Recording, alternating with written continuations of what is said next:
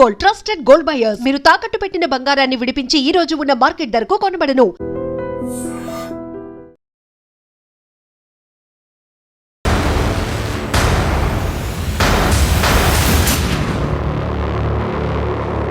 ఈ వారం మన గెస్ట్ 1 సంవత్సరం కాదు, 2 సంవత్సరాలు కాదు, దాదాపు 40 సంవత్సరాలు 4 రాష్ట్రాల్లో అజ్ఞాత జీవితం గడిపి ఆదివాసీల అభివృద్ధి కోసం కృషి చేసిన ఒక మహోన్నత వ్యక్తి. ఆయనే ముప్పిడి సాంబయ్య గారు అలియాస్ వికాస్.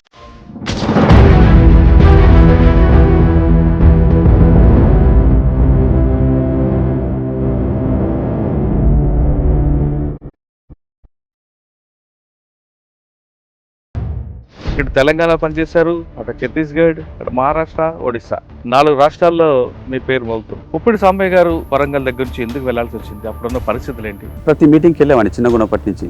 ఊర్లో ప్రజాకోటలు పెట్టడం, మీటింగ్లు, వాళ్ళు ఉపన్యాసాలు వేయడం, పాటలు పాడడం, ఇవన్నీ కూడా విని అప్పటిదాకా ఏదైతే ఈ వివక్ష ఎందుకు కొనసాగుతున్నది, దీనికి కారణం ఏంటిది, ఎందుకు ఇట్టుకున్నది సమాజం అని చెప్పి ఆ చిన్నతనంలోనే ఆలోచిస్తున్న టైంలో సరైన సమాధానం నాకు అప్పుడు అర్థమైంది.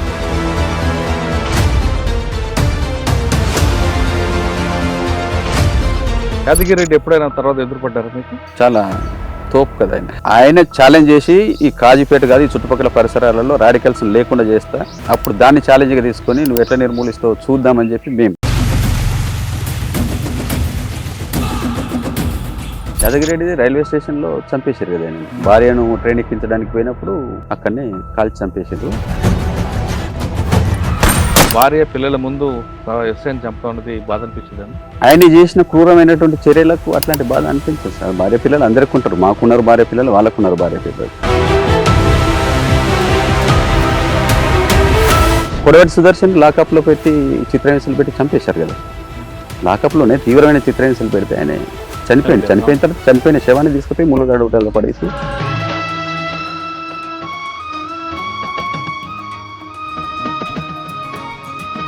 వచ్చిండు రాజు అని డోర్ తీయగానే పోలీసు వాళ్ళు నా మీద పడి కళ్ళు కట్టేసి నేను చేతులు కట్టేసి రూమ్లో పట్టుకున్నారనమాట.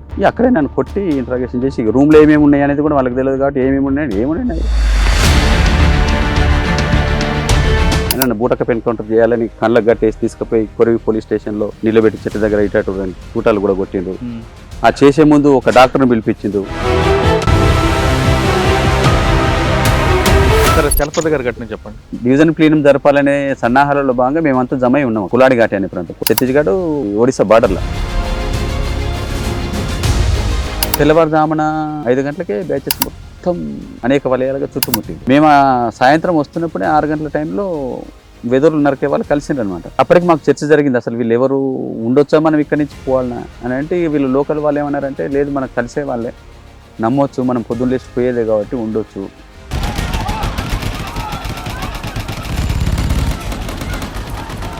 ఆ ఒక రోజులోనే ఘటన జరిగింది. అప్పటికే ఆ ప్రాంతంలో మేము పరిసరాలలో ఉన్నామనేటువంటి సమాచారం పోయింది.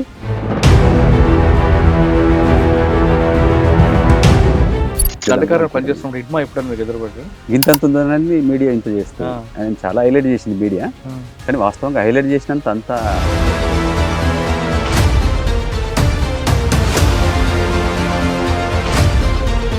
మహేంద్ర కర్మను చంపినప్పుడు కూడా రకరకాల చిరువలు పలువలు చేసిండ్రు. కర్మ అన్నప్పుడు కర్మ నిలబడి అత్యాచారాలు చేయించినటువంటి ఘటనలు కోకొల్లలుగా ఉన్నాయి. ఇండ్లు కాలబెట్టించినటువంటి అంత దుర్మార్గుడు దొరికినప్పుడు నేను మామూలుగా ఒకటే గోలితోటి చంపుతారా ఎవరైనా?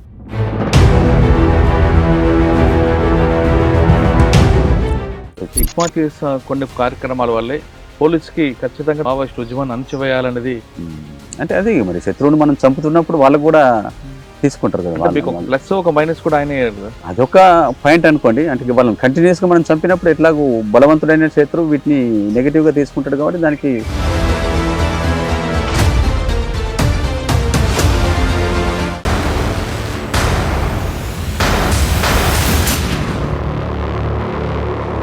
Welcome to I dream. గతంలో గ్రామాల్లో ఉన్న పరిస్థితి ప్రభావం లేదా ఒక వర్గ ప్రజలకి వాళ్ళ హక్కుల కోసం కాపాడాలను లేదా బడుగు బలహీన వర్గాల అభివృద్ధి కోసం కృషి చేయాలనో కొంతమంది యువకులు అడవిబాట పట్టారు.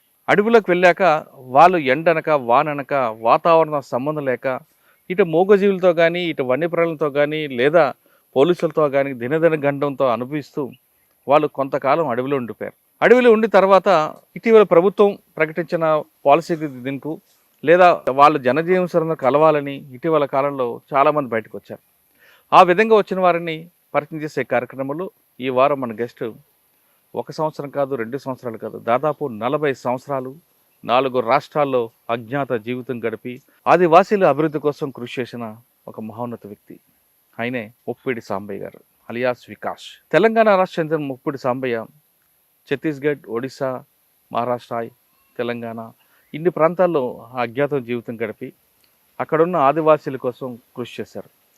ఆదివాసీల హక్కుల కోసం నిరంతరం పోరాడారు. 40 సంవత్సరాల పాటు ఆయన అనుకున్న లక్ష్యం సాధించారా లేదా, ఇప్పుడు బయటకు వచ్చాక ఆయన జీవన స్రవంతి ఎలా గడుస్తుందో ఆయన తెలుసుకుందాం. సార్ నమస్తే అన్న. ముప్పిడి సాంబయ్య అన్న అలియాస్ వికాస్. ఇటు తెలంగాణ పనిచేశారు, అటు ఛత్తీస్గఢ్, అటు మహారాష్ట్ర, ఒడిశా 4 రాష్ట్రాల్లో మీ పేరు మోగుతుంది. ముప్పిడి సాంబయ్య గారు వరంగల్ దగ్గర నుంచి ఎందుకు వెళ్లాల్సి వచ్చింది, అప్పుడున్న పరిస్థితులు ఏంటి, వెళ్ళిన తర్వాత తెలంగాణలో ఎక్కడెక్కడ పనిచేశారు, అదేవిధంగా మిగతా 3 రాష్ట్రాల్లో ఏ స్థాయిలో పనిచేశారు, మీరు అనుకున్న లక్ష్యం ఏ మేరకు సాధించారు చెప్పే ముందు ఇక్కడున్న పరిస్థితులు, అసలు మీరు చివరిగా ఎందుకు రావాల్సి వచ్చింది, ప్రభుత్వ పిలుపు మేరకు స్పందించేది ముందు రావద్దు అనుకుని తర్వాత ఎందుకు రావాల్సి వచ్చింది?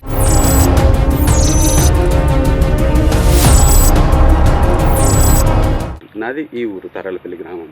మేము 3 అన్నదమ్ములు. మా నాన్న రైల్వేలో గ్యాంగ్మెన్, 4th శ్రేణి కార్మికుడు. మాది అసలు వాస్తవంగా రఘునాథ్పల్లి, స్టేషన్ రఘునాథ్పల్లి కాకుండా ఇంకో రఘునాథ్పల్లి ఉంటుంది. ఆ ఊరు మా నాన్నది. మా నాన్న ఈ ఊరు, మా అమ్మది ఈ ఊరు. ఇక్కడ పెళ్లి చేసుకున్న తర్వాత తను ఇక్కడికి వచ్చింది రైల్వేలో జాబ్ చేయడం కోసం. కాజీపేటకు రావడం పోవడం దూరం అవుతుంది అనే దగ్గర నుంచి ఇక్కడ మా అమ్మమ్మ గారి ఇంట్లోనే ఉంది. ఇదే ఇల్లు ఇది కాదండి, మా పాతిల్లో ఒకటి ఉంటుంది. ఈ ఇల్లు ఎప్పుడు కొన్నారు? నాన్నగారు ఉన్నప్పుడేనా? నాన్నగారు ఉన్నప్పుడు. ఇప్పుడు మీరు ఉన్నారు ఇక్కడ? నేను పార్టీ పోకముందు. పార్టీ పోకముందు ఉన్నారు? పాత ఇంట్లో మా అమ్మ ఇంట్లో మేము పుట్టాము అందరము. మా పుట్టకంతా ఇక్కడే పిల్లలందరూ. మా నాన్న పెళ్లి కాగానే వచ్చి ఇక్కడే ఉన్నాడు. రైల్వేలో గ్యాంగ్ మెన్ గా పనిచేసేవాడు. ఆ పాత వాడుకుంటది. అక్కడ ఉన్నప్పుడే మేము అందరం పుట్టినాం. పుట్టిన తర్వాత ఈ ఇందిరా కాలనీస్ ఇస్తారు కదా అప్పుడు, అట్లా ఇది క్వార్టరే. ఎస్సీలందరికీ క్వార్టర్స్ ఇచ్చిండు. అప్పుడు మాకు ఒక ప్లాట్ ఇచ్చింది. ఇస్తే ఇల్లు మేము కట్టుకున్నాం. నేను చిన్నప్పుడు 7th క్లాస్ 8th క్లాస్ చదువుతున్నప్పుడే ఈ ఇల్లు కట్టినాము. ఈ ఇల్లు కట్టడంలో నా శ్రమ కూడా ఉంది. అన్న ఇదే ఇంట్లో పుట్టి పెరిగారు. అప్పట్లో ఆ ఇల్లు కానీ పెరగడం అంతా ఇల్లు కదా, పెరగడం అంతా ఇక్కడే. ఈ ఇంటి నుంచి వెళ్ళిపోయిన తర్వాత ఇటీవల రాగానే ఏమనిపించింది ఇల్లు చూడగానే? ఈ ఇల్లే కదా సార్. నేను కాజీపేట నుంచి వచ్చేటప్పుడు అసలు కాజీపేట కూడా నేను 40 ఏళ్ళ కింద చూసినటువంటి కాజీపేటకు ఇప్పటికీ వచ్చేటప్పుడు స్ట్రీట్స్ కూడా అర్థం కాలేదు. నేను అప్పుడు సైకిల్ వేసుకొని తిరిగాను కాజీపేట అంతా. నేను గల్లీ గల్లీ తిరిగాను. ఊర్లో కూడా నేను వాడవాడ తిరిగేవాడిని సైకిల్ వేసుకొని. కాజీపేట నుంచి వచ్చేటప్పుడే నాకు కాజీపేట కూడా చాలా మారింది 40 ఏళ్ళలో. అది కాజీపేటలాగా అర్థం కాలేదు నాకు. పోలీస్ స్టేషన్ ఎక్కడ ఉంటుందో అర్థం కాలేదు వచ్చిన రూట్లో. తర్వాత కడిపికొండ అప్పుడు సాధారణ విలేజ్గా ఉండేది. ఆ కడిపికొండలో మేము ఊరేగింపు చేసినప్పుడు పోలీసు వాళ్ళు చుట్టుముట్టి కొడితే అప్పుడు 8 ఏళ్ల వయసులో నా తల పగిలింది. అదంతా కనబడుతుందేమో నేను చూసుకుంటూ వచ్చినా కానీ ఆ పరిసరాలన్నీ మారిపోయి అసలు నాకు అర్థమే కాలేదు అది కడిపికొండ ఊరనేలాగా. సరే, ఇక్కడికి వచ్చారు. ఈ ఊర్లోకి వచ్చిన తర్వాత ఈ ఇంట్లోకి వచ్చి కానీ మీకు ఒక ఎమోషన్ రాలేదా? మనం చిన్నప్పుడు ఇల్లు అదంతా. నన్ను ఆహ్వానిస్తూ సభ పెట్టింది మా స్కూల్లో, నేను చదువుకున్నటువంటి శిలాపుర స్కూల్. ఆ స్కూల్ కూడా చాలా మారిపోయింది. నేను ఉన్నప్పుడు 7th క్లాస్ వరకు ఉండే అప్పుడు యూపీఎస్ స్కూల్. ఇప్పుడైతే తర్వాత హై స్కూల్ అయింది. ఆ పరిసరాలు కూడా మొత్తంగా మారిపోయినాయి. అవి కూడా చాలా సేపు గమనించిన తర్వాత కానీ గుర్తురాలు. 2 రూములు గుర్తుపట్టి ఇది. ఆ తర్వాత ఇక సభ అయిపోయిన తర్వాత ఇక్కడికి వస్తే మా ఇల్లుని గుర్తుపట్టడానికి నేను ఒక 2 రౌండ్లు తిరిగాను అనమాట. అక్కడ పరిసరాలు ఏంటి, ఇక్కడ ఒక సర్కార్ బాయ్ ఉండేది, అందరూ మంచినీళ్ళు అక్కడ వాడుకునే. ఆ బాయ్ లేదు.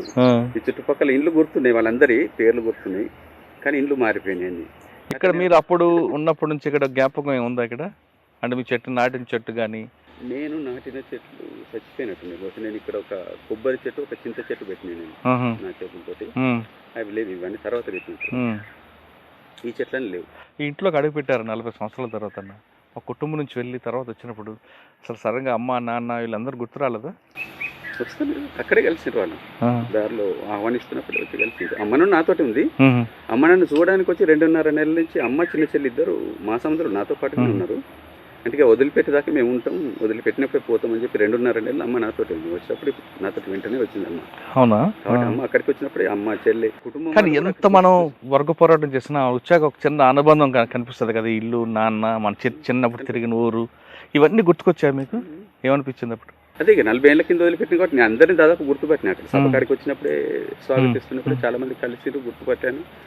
ఏదైనా పాత జ్ఞాపకాలు, పాత ఆనందం 40 ఏళ్ళ తర్వాత అసలు కళలో కూడా నేను తిరిగి వస్తానేది ఊహించలేదు. ఓకే. చివరి మినిట్ వరకు కూడా నేను వస్తానేది అనుకోలేదు. అనుకోని పరిస్థితుల్లో రావడం జరిగింది కాబట్టి వచ్చి వీళ్ళందరినీ కలవడం, ఊరోళ్ళందరూ కూడా చాలా ఆనందపడ్డారు. నాకు కూడా చాలా సంతోషం కలిగింది ఆ రకంగా రిసీవ్ చేసుకోవడం. అందరూ చాలా ఆప్యాయంగా రిసీవ్ చేస్తారు. సరే అండి, ఇక్కడ నుంచి ఎందుకు వెళ్ళాల్సి వచ్చింది అసలు మీరు? పోయిందేమో 1985లో.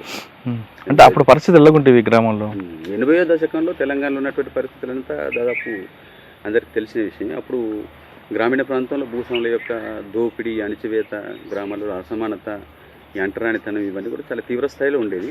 దానికి వ్యతిరేకంగా ఇక్కడ జగిత్యాల పోరాటం ప్రారంభమయ్యేది. ఉత్తర తెలంగాణ జిల్లాలలో ఎక్స్టెండ్ అయినటువంటి పరిస్థితులలో వరంగల్ కూడా ఉద్యమం విస్తరించి, వరంగల్లో పట్టణాలలో ముందు విద్యార్థులు, మేధావులలో ప్రారంభమైనటువంటి ఉద్యమం పట్టణాల నుంచి గ్రామీణ ప్రాంతాలకు విస్తరించింది. వరంగల్ జిల్లా చరిత్రలో అది మనకు స్పెసిఫిక్గా కనబడుతుంది. కాబట్టి వరంగల్ సబర్బన్ గ్రామాల తర్వాత ఇక మిగతా గ్రామాల వరకు ఉద్యమం విస్తరించింది. అట్లా 80వ దశకంలోనే మా ఊర్లో కూడా రాడికల్ స్పేస్ పార్టీ రావడం ప్రారంభమైంది. అయితే నేను దళిత కుటుంబంలో పుట్టి నేను చిన్నప్పటి నుంచి చదువుకుంటున్నప్పుడు చిన్నప్పటి నుంచే ప్రతిదీ తెలుసుకోవాలనే జిజ్ఞాస నాలో బాగుండేది. ఎంత చదువుతున్నారు అప్పుడు? 5-6 ఏళ్ల వయసులో నేను 3వ తరగతి చదువుతున్నటువంటి టైంలో మా పాత ఇంట్లో, నేను 8th చదువుతున్నప్పుడు ఇల్లు కట్టుకున్నాను. 7th క్లాస్ దాకా నేను అక్కడ ఉండేది చదువుకున్నాను. అప్పుడు ఏంటిదంటే ఈ ఊర్లో ఈ డామినేషన్ ఉండేది. తర్వాత మేము దళితులం కాబట్టి నేను చదువుకోవడంలో ఫస్ట్ నుంచి కూడా క్లేవర్ స్టూడెంట్, క్లాస్ ఫస్ట్ ఉండేది. నేను ఇంటి ముందట మంచం వేసుకొని యాప చెట్లు ఉంటాయి, 2 వేప చెట్లు. మంచం వేసుకొని నేను చదువుకుంటున్నప్పుడు స్ట్రీట్ ఉంటుంది, అక్కడి నుంచి మా ఇల్లు కనబడుతుంది అనమాట. కూలీలు మిలవడం కోసం వస్తే వాళ్ళ గొంతు వినబడగానే మా అమ్మమ్మ వచ్చిన మంచంలో వచ్చి తీసి దింపేసింది అనమాట. ఎందుకు? అది నేను ఎందుకు అని ప్రశ్నించాను మా. అంటే నా మంచంలో నేను కూర్చుని ఎందుకు దింపేసాను అంటే, అప్పటికి ఈ ఊర్లో ఉన్నటువంటి పరిస్థితి దళితులు వాళ్ళ మంచం మీద వాళ్ళు కూర్చున్న అప్పర్ క్యాస్ట్ ముందు పెద్ద నేరం. కాబట్టి ఎందుకు అని ప్రశ్నించినప్పుడు మా అమ్మ, వాళ్ళు ఎక్కువ క్యాస్ట్ వాళ్ళు, మనం వాళ్ళ ముందు మంచం మీద కూర్చున్న, కుర్చీ మీద కూర్చున్న వాళ్ళ కళ్ళు మండుతాయి, కోపం పెట్టుకుంటారు, దానికి ప్రతీకారం ఏదో ఒక రూపంలో తీసుకుంటారు. నిజంగా పరిస్థితులు అట్లే ఉండేవి ఆ రోజు. కాబట్టి అప్పటి నుంచి ఎందుకు ఈ తేడా ఉంది, మన ఇంట్లో మనకు అధికారం ఉండాలి, మన మంచంలో మనం కూర్చుకోవాలి కదా అని ఇట్లా ఈ అంటరానితనం కూడా ఆ కాలంలో బాగానే ఉండేది. ఇవన్నీ చిన్నప్పటి నుంచే నేను పార్టీ రాకంటే ముందు నుంచే నా మెదడులో నేను ఆలోచిస్తూ ఉండేవాడిని. అయితే మంచం మీద దింపమనంటే మీరు అమ్మమ్మతో వ్యతిరేకించారా? అడిగాను, మన మంచం మీద దింపాలి అన్నప్పుడు అమ్మ దగ్గర సమాధానం లేదు దానికి. జనరల్గా అట్లా చెప్పడమే తప్ప అది కూడా ఎందుకు అని ప్రశ్నించేవాడిని నేను చిన్నప్పుడే. అంటే ఎక్కువ వాళ్ళు ఎందుకు ఎక్కువ, మనం ఎందుకు తక్కువ, కారణం ఏంటి, ఇట్లాంటి ఇంకా డీప్గా ప్రశ్నించేటప్పటికి వాళ్ళ దగ్గర సొల్యూషన్ ఏమి ఉండదు కదా, ఏం జవాబు కూడా ఉండకపోయేది. నా మనసులో మాత్రం ఆ ప్రశ్న వెంటాడుతూ ఉండేది. తర్వాత మేము ఆ టైంలో ఈ ఊర్లో కదా ప్రతి కుటుంబానికి కటింగ్ చేయడం కోసం మాకు ఒక మేము కటింగ్ చేయించుకోవడానికి ఎండాకాలం సెలవులు వారానికి ఒకసారి అట్లా పోయినప్పుడు మిగతా కులాల వాళ్ళకైనా ఇంటి లోపలికి పిలిచి కటింగ్ చేసేవాడు. చెట్టు కింద కూర్చొని నీడకు వాళ్ళకి పీట వేసి కూర్చోబెట్టి చేసేవాడు. లేదా ఇంకా కొంచెం ఎక్కువ కులాలకు సంబంధించిన వాళ్ళైతే కుర్చేసి ఆయన నిలబడి చేసేవాడు. మేము పోగానే ఇంటి బయటకు వచ్చి బయట బజార్లో కూర్చోబెట్టి మాకు కటింగ్ చేసేవాడు. తర్వాత ఈ బట్టలు మైల పడతాయనే దగ్గర నుంచి మామూలుగా బోరా తట్టుబొంత అంటారు, ఈ రైస్ బ్యాగులు ఉంటాయి కదా పాతి సుతీల దారాలతో ఉండేది, అట్లాంటిది ఒకటి కట్టుకొని వచ్చి మాకు కటింగ్ చేసి ఆ కటింగ్ చేసిన వెంట్రుకలు కూడా తీసేయడం, మమ్మల్ని తీసేయమనేది. అప్పటికి మేము చదువుకుంటున్న పిల్లలు అంతా ప్రత్యక్షంగా నేను అనుభవించింది చెప్తున్నా కదా. ఇది నాకు అనిపించేది అనమాట. మిగతా వాళ్ళకి ఎందుకు లోపల కుర్చేసుకొని కటింగ్ చేసిండు, కొద్దిమంది వాళ్ళకి ఇళ్ళకి పోయి చేసేవాడు అప్పర్ క్యాస్ట్ వాళ్ళకు. మా దాంట్లో కూడా కేవలం మమ్మల్ని బజార్లో కూర్చోబెట్టి కూర్చోబెట్టడం. ఈ డిఫరెన్స్ ఏంటి, నేను ఇంటికి వచ్చి అమ్మని అడిగామని, మనం ఎంత ఇస్తున్నాం, వాళ్ళు ఎంత ఇస్తున్నారు, వాళ్ళు ఎంత ఇస్తున్నారో మేము కూడా అంతే ఇస్తున్నాం, మరి వాళ్ళకి ఎందుకు అట్లా, మనకెందుకు ఇట్లా, ఈ తేడా ఏంటిది అని అంటే వాళ్ళ దగ్గర అదే చెప్పేవాళ్ళు. వాళ్ళు ఎక్కువ కులపోలు, మనం తక్కువ కులపోలు, ఎందుకు ఎక్కువ తక్కువ, దానికి ఏం జవాబు వీళ్ళ దగ్గర ఉండకపోయేది. ప్రశ్న మాత్రం నాకు వెంటాడుతూనే ఉండేది. తర్వాత దళిత స్కూల్, మేము చిన్నప్పుడు నేను చదువుకునేది ఫస్ట్ 1వ తరగతి పిల్లలకు మా ఇంటి పక్కన ఒక ఇల్లు ఉంటుంది, ఇల్లందరూ అయిలే అని. అప్పుడు మాదిగ కులంలో ఆయనే కొంచెం ఫస్ట్ బంగ్లా కట్టుకున్నాడు, కొద్దిగా పెద్ద ఇల్లు. ఆయన ఇంట్లో ఆయనే మా పిల్లలు కదా అనే దగ్గర నుంచి ఫ్రీగానే ఇస్తే దాంట్లో ఒక రూమ్లో మా స్కూల్ నడిచేది అంతా. మేము దాంట్లో చదువుకున్నాం. ఊర్లో పెద్ద స్కూల్ ఉండేది రోడ్డు మీద, దాంట్లో మిగతా కులాల పిల్లలు చదువుకునేవాళ్ళు. అది కూడా అదొక స్కూల్ ఉందనే విషయం నాకు అర్థం కాలేదు 3rd క్లాస్ వరకు. మేము ఇళ్ళనే చదువుకున్నాం కాబట్టి ఇదే స్కూల్ అనుకున్నాం. తర్వాత రాడికల్ పార్టీ ఊర్లోకి వచ్చిన తర్వాత వాళ్ళకు విడిగా స్కూల్ ఎందుకని చెప్పి దానికి వ్యతిరేకంగా మాట్లాడి ఈ స్కూల్ని తీసుకుపోయి దాంట్లో కలిపేసింది వాళ్ళు. తర్వాత నేను ప్రతి మీటింగ్కి వెళ్ళేవాడిని చిన్నగున్నప్పటి నుంచి. ఊర్లో ప్రజాకోటులు పెట్టడం, మీటింగ్లు, వాళ్ళు ఉపన్యాసాలు వేయడం, పాటలు పాడడం, ఇవన్నీ కూడా విని అప్పటిదాకా ఏదైతే ఈ వివక్ష ఎందుకు కొనసాగుతున్నది, దీనికి కారణం ఏంటిది, ఎందుకు ఇట్లున్నది సమాజం అని చెప్పి ఆ చిన్నతనంలోనే ఆలోచిస్తున్న టైంలో ఈ పాటలలో వాళ్ళు చెప్పే ఉపన్యాసాలలో ఈ కారణాలన్నీ వాటికి సరైన సమాధానం నాకు అప్పుడు అర్థమైంది. అంటే ఈ సమాజంలో ఇదంతా ఉండడానికి కారణం ఇది, దీన్ని మార్చడానికి మనం వీళ్ళు చెప్తున్నటువంటి రాజకీయాలకు కట్టుబడి ఆ రూపంలో మనం పోరాడడం ద్వారానే దీని అంతటి మనం పోగొట్టగలుగుతాం అనేటువంటిది అది నేను అర్థం చేసుకున్నాను. అర్థం చేసుకుని నేను 7th క్లాస్ చదువుతున్నప్పటి నుంచే ప్రతి మీటింగ్కి అటెండ్ అయ్యామండి. శ్రద్ధగా ఉపన్యాసాలు వినేది, పాటలు వినేది. కొంచెం పెరుగుతున్న క్రమంలో ఆర్గనైజర్లు వచ్చినప్పుడు వాళ్ళ దగ్గరికి పోయేది, నేను వాళ్ళు చెప్పే మాటలు వినేది. తర్వాత జస్ట్ 7th క్లాస్కి వచ్చేటప్పటికే నేను అప్పటికి వరంగల్ రైతు కుల మహాసభలు జరుగుతుండే 81-2లో జరిగింది. దానికోసం మా ఏరియాలో చుట్టుపక్కల ఊర్ల ప్రజలు పెద్ద ఎత్తున పోవాలనేది వీళ్ళు ప్లాన్ చేసుకుంటే అప్పటికి కడిపికొండ ఊర్లో పోలీస్ క్యాంప్ వేసిండ్రు. వీళ్ళని పోనీయద్దు, అడ్డుకోవాలి, దీన్ని విఫలం చేయాలనేటువంటి ఉద్దేశంతో అక్కడ ఒక క్యాంప్ వేసింది. దారిలో పోవాలని అంటే ఆ క్యాంప్ ముందు నుంచే పోవాలి. మేము ఈ చుట్టుపక్కల ఊర్లో వాళ్ళందరం జమ అయిపోతున్నప్పుడు ఇంట్లో చెప్తే మా అమ్మ నాన్న వాళ్ళు పోనీయరని, చిన్నపిల్లని కాబట్టి వీళ్ళకి చెప్పకుండా నేను పోయి ఊరేగింపులో కలిసి వెళ్ళిపోయాను. దానికి పోతే కడిపికొండ క్యాంపు ముందుకు పోయిన తర్వాత వాళ్ళు ముందు రోజే ప్లాన్ చేసుకొని ఊరేగింపును మొత్తం కొట్టాలని ఊర్లో ఉన్నటువంటి కొంతమంది కాంగ్రెస్ గుండాలు ఆ ఊర్లో క్యాంప్ వేయడానికి అక్కడ పెత్తందారులకు వ్యతిరేకంగా పోరాటం జరిగిన తర్వాత వాళ్ళకు మద్దతు కోసం క్యాంప్ తీసుకొచ్చారు అనమాట. అక్కడికి పోగానే మొత్తం గుండాలు తాగున్నారు, చుట్టుముట్టి పోలీసు వాళ్ళు ఎయిర్ ఫైర్ చేసిండ్రు. విజిల్ ఊదగానే వాళ్ళందరి మీద పడి పోలీసు వాళ్ళు ఆ గుండాలంతా కలిసి ఊరేగింపు మీద లాఠీ చార్జ్ చేసిండ్రు. నేను అప్పుడు చిన్నోని కాబట్టి నేను మధ్యలో నాకు అసలు ఏం అర్థం కాలేదు. అందరూ నన్ను కింద పడేసి తొక్కుకుంటూ వెళ్ళిపోయాను. అందరు పారిపోయిన తర్వాత నేను లేచేటప్పటికి ఆ గుండాలు వచ్చేసి నేను నిలబడగానే నన్ను తల మీద కొట్టిండ్రు ఇనుపరాడుతోటి. తల పగిలింది, నాకు ఒక 6 కుట్లు పడ్డాయి. నేను పడిపోయినా, స్పృహ తప్పిపోయినా. తర్వాత స్పృహ వచ్చేటప్పటికి చుట్టుపక్కల గాయపడి పడ్డ వాళ్ళందరినీ క్యాంపుకు తీసుకెళ్తున్నారు. అప్పుడు నన్ను అరెస్ట్ చేస్తారనే దగ్గర నుంచి నేను ఆనించి లేచి తప్పుకొని ఒక ఇంట్లో చూసాను అనమాట. అప్పటికి ఇంకొకటి వచ్చాడు, నడుము మీద బలంగా కొట్టాడు. ఈ 2 దెబ్బలు అప్పటి నుంచి ఇప్పటి వరకు కూడా నాకు అప్పుడప్పుడు ఎఫెక్ట్ అవుతుంటాయి అనమాట. నేను ఒక ఇంట్లోకి పోతే ఆ ఇంటి వాళ్ళు రక్షించి క్యాంపు వాళ్ళు ఎవరి ఇళ్ళకి వచ్చినా అందరిని పట్టియాలని మైక్లో అనౌన్స్ చేస్తున్నారు. ఆ ఇంట్లో కూడా భర్త భయపడుతున్నాడు, ఆ భార్య ధైర్యం చేసి ఆమె కాపాడి నన్ను తీసుకుపోయి కొద్దిగా చల్లబడ్డ తర్వాత ఈ వాతావరణం గలీలకి తీసుకుపోయి ఓ రోడ్డు దగ్గర వదిలేస్తే ఆ నుంచి నేను మళ్ళీ మీటింగ్ ఈ దెబ్బలన్నిటిని నేను పట్టించుకోలేదు. మీటింగ్ పోవాలని కాజీపేట రైల్వే స్టేషన్ దాకా నేను నడిచిపోయాను కడిపికొండ ఊరి నుంచి. అయితే ఎవరు కనబడలేదు నాకు మళ్ళీ తీసుకుపోయేవాళ్ళు. దాంతో అక్కడి నుంచి నేను రిటర్న్ తరాలపల్లి దాకా కాలినడకను 5 కిలోమీటర్ల దూరం అర్ధరాత్రి మళ్ళీ ఇంటికి వచ్చింది. నేను వచ్చి అమ్మని లేపంగానే అమ్మ లేచింది ఒక్క పిలుపుకే. లేచిన ఆమెకు చెప్పలే ఇట్లా జరిగింది. నేను కాలు కడుక్కుంటున్నప్పుడు వచ్చి దీపం పట్టుకొని చూసింది వెనుక. ఇదంతా ఏదో బురద ఉండదని అంటే నేను పడ్డా అని చెప్పిన అనమాట. లోపలికి పోయిన తర్వాత చూస్తే మొత్తం రక్తం. అప్పుడు చెప్పిన అడిగితే ఇట్లా దాడి జరిగింది, గాయపడ్డాను అనగానే రాత్రి తీసుకుపోయి ఊర్లో ఆర్ఎంపీ డాక్టర్ ఉంటాడు, అక్కడిగా ఇంట్లో పడుకుంటే తల మీద చెక్క పడ్డది, పైనుంచి తల పగిలిందని చెప్పి అమ్మ ట్రీట్మెంట్ చేయించింది. 6 కుట్లు పడ్డాయి. అప్పుడు అట్లా చిన్నప్పటి నుంచే నేను ఇవి తిరగడము, అర్థం చేసుకోవడము, ఆ మీటింగ్లో పోవడం ఇవన్నీ జరిగితే అప్పుడు గాయపడ్డాను. దాని తర్వాత ఇక కొంచెం 1-2 క్లాసులు పెరుగుతున్నా కొద్ది 7th 8th నేను దాన్ని కంటిన్యూ చేసిన.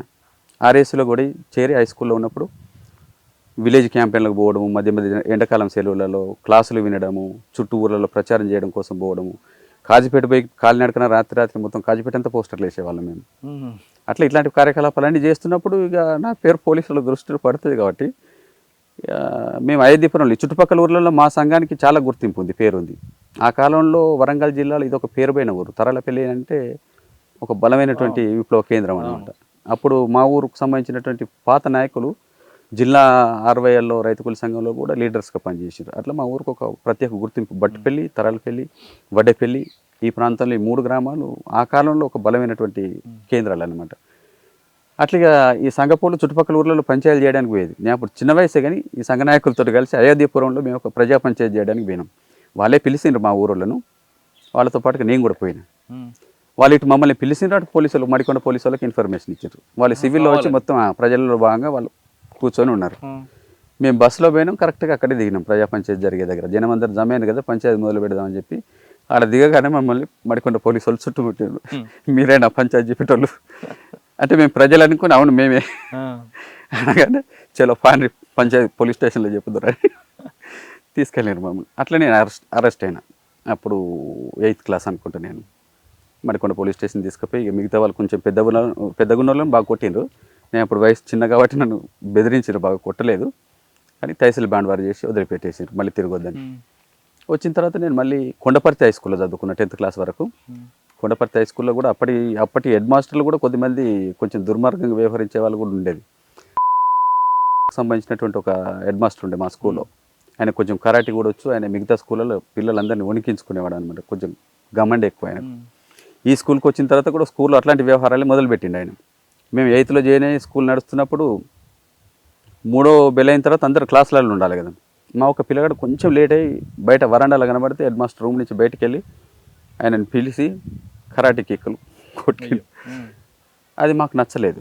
అప్పటికే మేము ఈ భావజాలంతో ఉన్నాం కాబట్టి అసలు ఎందుకు జస్ట్ లేట్ అయితే పిలిచి చెప్పొచ్చు, కొట్టే అధికారం ఈయనకి ఎక్కడదని చెప్పి మేము అప్పటికి ఈ బ్యాక్గ్రౌండ్ ఉన్నటువంటి పిల్లలందరం మాట్లాడుకొని సెకండ్ డే అంతా విద్యార్థులను ఆర్గనైజ్ చేసి ప్రేయర్లోనే మేము కదలలేదు. ఇక ఆయన విధులు ఇచ్చిన తర్వాత పోవాలి కదా, పోలేదు, అందరం నిలబడి ఉన్నాం. ఎందుకు పోతలేరు అని అన్నాడు. అంటే ఒక ఆయన కొంచెం పక్కకు జరిగి, నిన్న మీరు అకారణంగా విద్యార్థిని కొట్టినారు, అది కరెక్ట్ కాదు, కాబట్టి మీరు క్షమాపణ చెప్తే మేము స్కూల్లో పోతాం అని అంటే హెడ్ మాస్టర్కి అది ఒక అవమానం, భరించలేని కోపం వచ్చిందండి ముఖంలో. నేను హెడ్ మాస్టర్ను అనేక స్కూళ్ళల్లో చేసిన, ఎవరు నాకు ఎదురు మాట్లాడలేదు, మీరు నాకు హెడ్ మాస్టర్ కాబట్టి కొట్టే అధికారం ఉంటుంది అన్నాడు. హెడ్ మాస్టర్ అయితే కొట్టే అధికారం నీకెందుకు ఉంటే, కొట్టడం కరెక్ట్ కాదు, నువ్వు తప్పు ఒప్పుకుంటేనే మేము పోతాం, లేకపోతే లేదు అని మేము ఇంకిద్దరు ముగ్గురు పిల్లలందరం గట్టిగా మాట్లాడేటప్పటికి ఆయనకు అర్థమైపోయింది వీళ్ళందరూ పోయే రకంగా లేరని చెప్పి. అప్పుడు దిగొచ్చి సారీ ఇంకోసారి కొట్టను అని అన్నాడు. అది ఫస్ట్ విజయం స్కూల్లో. దాంతో మేమందరం క్లాసులలోకి వెళ్ళిపోయాం. అట్లాగా ఆర్ఎస్సికి ఒక గుర్తింపు వచ్చింది స్కూల్లో కూడా, విద్యార్థులందరికీ కూడా. ఇక తర్వాత ఆ స్కూల్ అంతా కూడా మా డామినేషనే. మేము కరపత్రాలు తీసుకుపోయి టీచర్లకు ఇచ్చేవాళ్ళం, విద్యార్థులకు ఇచ్చేవాళ్ళం, క్రాంతి పత్రికలు ఇచ్చేవాళ్ళము. దాంతో టీచర్స్ అందరూ కూడా మాకు ఫేవర్గా తయారైంది. ఇక మా మీద వాళ్ళ అట్లాంటివి చూపెట్టడం కాకుండా మాతో ప్రేమగా మాట్లాడము. మేము పోయి వాళ్ళకు కూడా పత్రికలు ఇచ్చేవాళ్ళం. ఒక్కొక్కసారి వివిధ విషయాల మీద స్కూల్ బైకాట్ చేసినప్పుడు కూడా క్లాస్కు తిరిగి ఉపన్యాసాలు ఇచ్చేవాళ్ళం, కరపత్రాలు పంచేవాళ్ళం. ఇక టీచర్లు ఏమనే వాళ్ళు కాదు, ఇక వీళ్ళని మనం ఏమన్నా అంటే కుదరదు అనుకున్నారు. కాబట్టి అట్లా స్కూల్ అంతా కూడా మాదే నడిచింది కొంతకాలం. 10th క్లాస్ వరకు జరిగింది ఇట్లే. ఇక అటు ఆర్ఎస్ సంఘంలో పనిచేస్తూ స్కూల్లో మధ్య మధ్య ఎండాకాలంలో విలేజ్ క్యాంపెయిన్లు ఇట్లాంటివన్నీ. అప్పుడు 85లో AIRSF మహాసభ జరిగింది, అఖిల భారత విద్యార్థి సంఘం అనేది ఏర్పడ్డప్పుడు. దానికోసం కూడా మా ఊరి నుంచి చాలామంది మేము పోయినాం, మా బ్యాచ్ ఇంట్లో చెప్పకుండా. 4 రోజులు హైదరాబాద్లో ఉండి హైదరాబాద్ అంతా క్యాంపెయిన్, ప్రచారం, వాల్ రైటింగ్ అంతా చేసి ఆ సభలు జరిగింది. దాంట్లో వాలంటీర్స్గా పనిచేసి సభల తర్వాత వచ్చినాం. మళ్ళీ ఇట్లా మేము చేస్తుండేది వర్క్. ఇక మరొకసారి 10th క్లాస్లో ఉన్నప్పుడే కాజీపేటలో పెద్ద ఎత్తున పోస్టర్లు వేసే ప్రోగ్రామ్ మాకు ఆర్గనైజర్ ఇచ్చిండు. ఇప్పుడు సందర్భం గుర్తు రావడం లేదు నాకు, ఏదో ఒక సందర్భంగా మొత్తం కాజీపేట అంతా వేయాలంటే మా ఊరు తరపున మేము ఒక 200 పోస్టర్లు రాసుకొని మా బ్యాచ్ తయారై రాత్రిపూట బయలుదేరి కాజీపేట పోయి మొత్తం వేసాం. వేస్తున్నప్పుడు కూడా యాదగిరెడ్డి ఎస్ఐ ఉండే, అప్పుడు యాదగిరెడ్డి కాజీపేటలో చంపేసిన యాదగిరెడ్డి. అప్పుడు చాలా తోపు కదా ఆయన, ఆయన పేరు చెప్తే ఇట్లా వణికేవాళ్ళు. ఆయన ఛాలెంజ్ చేసి ఈ కాజీపేట కాదు ఈ చుట్టుపక్కల పరిసరాలలో రాడికల్స్ లేకుండా చేస్తా అని చెప్పి ఆయన ఓపెన్గానే ప్రకటనలు చేసిండు. అప్పుడు దాన్ని ఛాలెంజ్గా తీసుకొని నువ్వు ఎట్లా నిర్మూలిస్తావు చూద్దామని చెప్పి కాబట్టి మేము కాజీపేట అంతా పోలీస్ స్టేషన్ చుట్టూతో కూడా పోస్టులు వేసినాం అనమాట. రైడ్ చేస్తుండేది జీబులో. వాళ్ళు వచ్చినప్పుడల్లా జీబు మేము సెంట్రీలు ఉండేది రోడ్డు మీద, చప్పట్లు కొట్టగానే మేము సందులలో దాక్కునే వాళ్ళం చీకట్లో. మళ్ళీ సెంట్రీలు క్లియర్ చేసి ఏం లేదనగానే మళ్ళీ వచ్చి వేసేవాళ్ళం అన్నట్టు. కాజీపేట అంతా వేసేసినాం మొత్తం పోస్టర్లు. ఆ జీప్ తిరుగుతున్నప్పుడల్లా ఆగిపోయినాం కాబట్టి అర్థం కాలే. రిటర్న్ ఒకసారి పోతే యాదగిరెడ్డి వేసే ఉన్నాడు జీబులో. ఒక దగ్గర పోస్టర్ ఎందుకు ఆయన కొద్దిగా పచ్చిగా కనబడేది అనమాట, గోందు ఆరలేదు. ఇంకా డౌట్ వచ్చి దగ్గర పోయి చూస్తే అది ఇప్పుడిప్పుడే వేసినట్టుగా అర్థమైంది. అంటే మొత్తానికి పోస్టర్లు వేయడం కంటిన్యూ అవుతున్నది అనేది అనుమానం వచ్చింది ఆయనకు. మరి ఎందుకు కనబడతలేరు అంటే నేను జీప్ సపోర్ట్ విని తప్పుకుంటున్నారు అనేది అర్థం చేసుకొని కొద్దిగా అట్లాంటి విషయాలలో ఫాస్ట్గానే ఉంటాడు. కాబట్టి మఫ్టీలో పోలీసు వాళ్ళని సైకిల్ మీద పంపారు. వాళ్ళందరూ సెకండ్ షో వదిలేసిండ్రు అర్ధరాత్రి.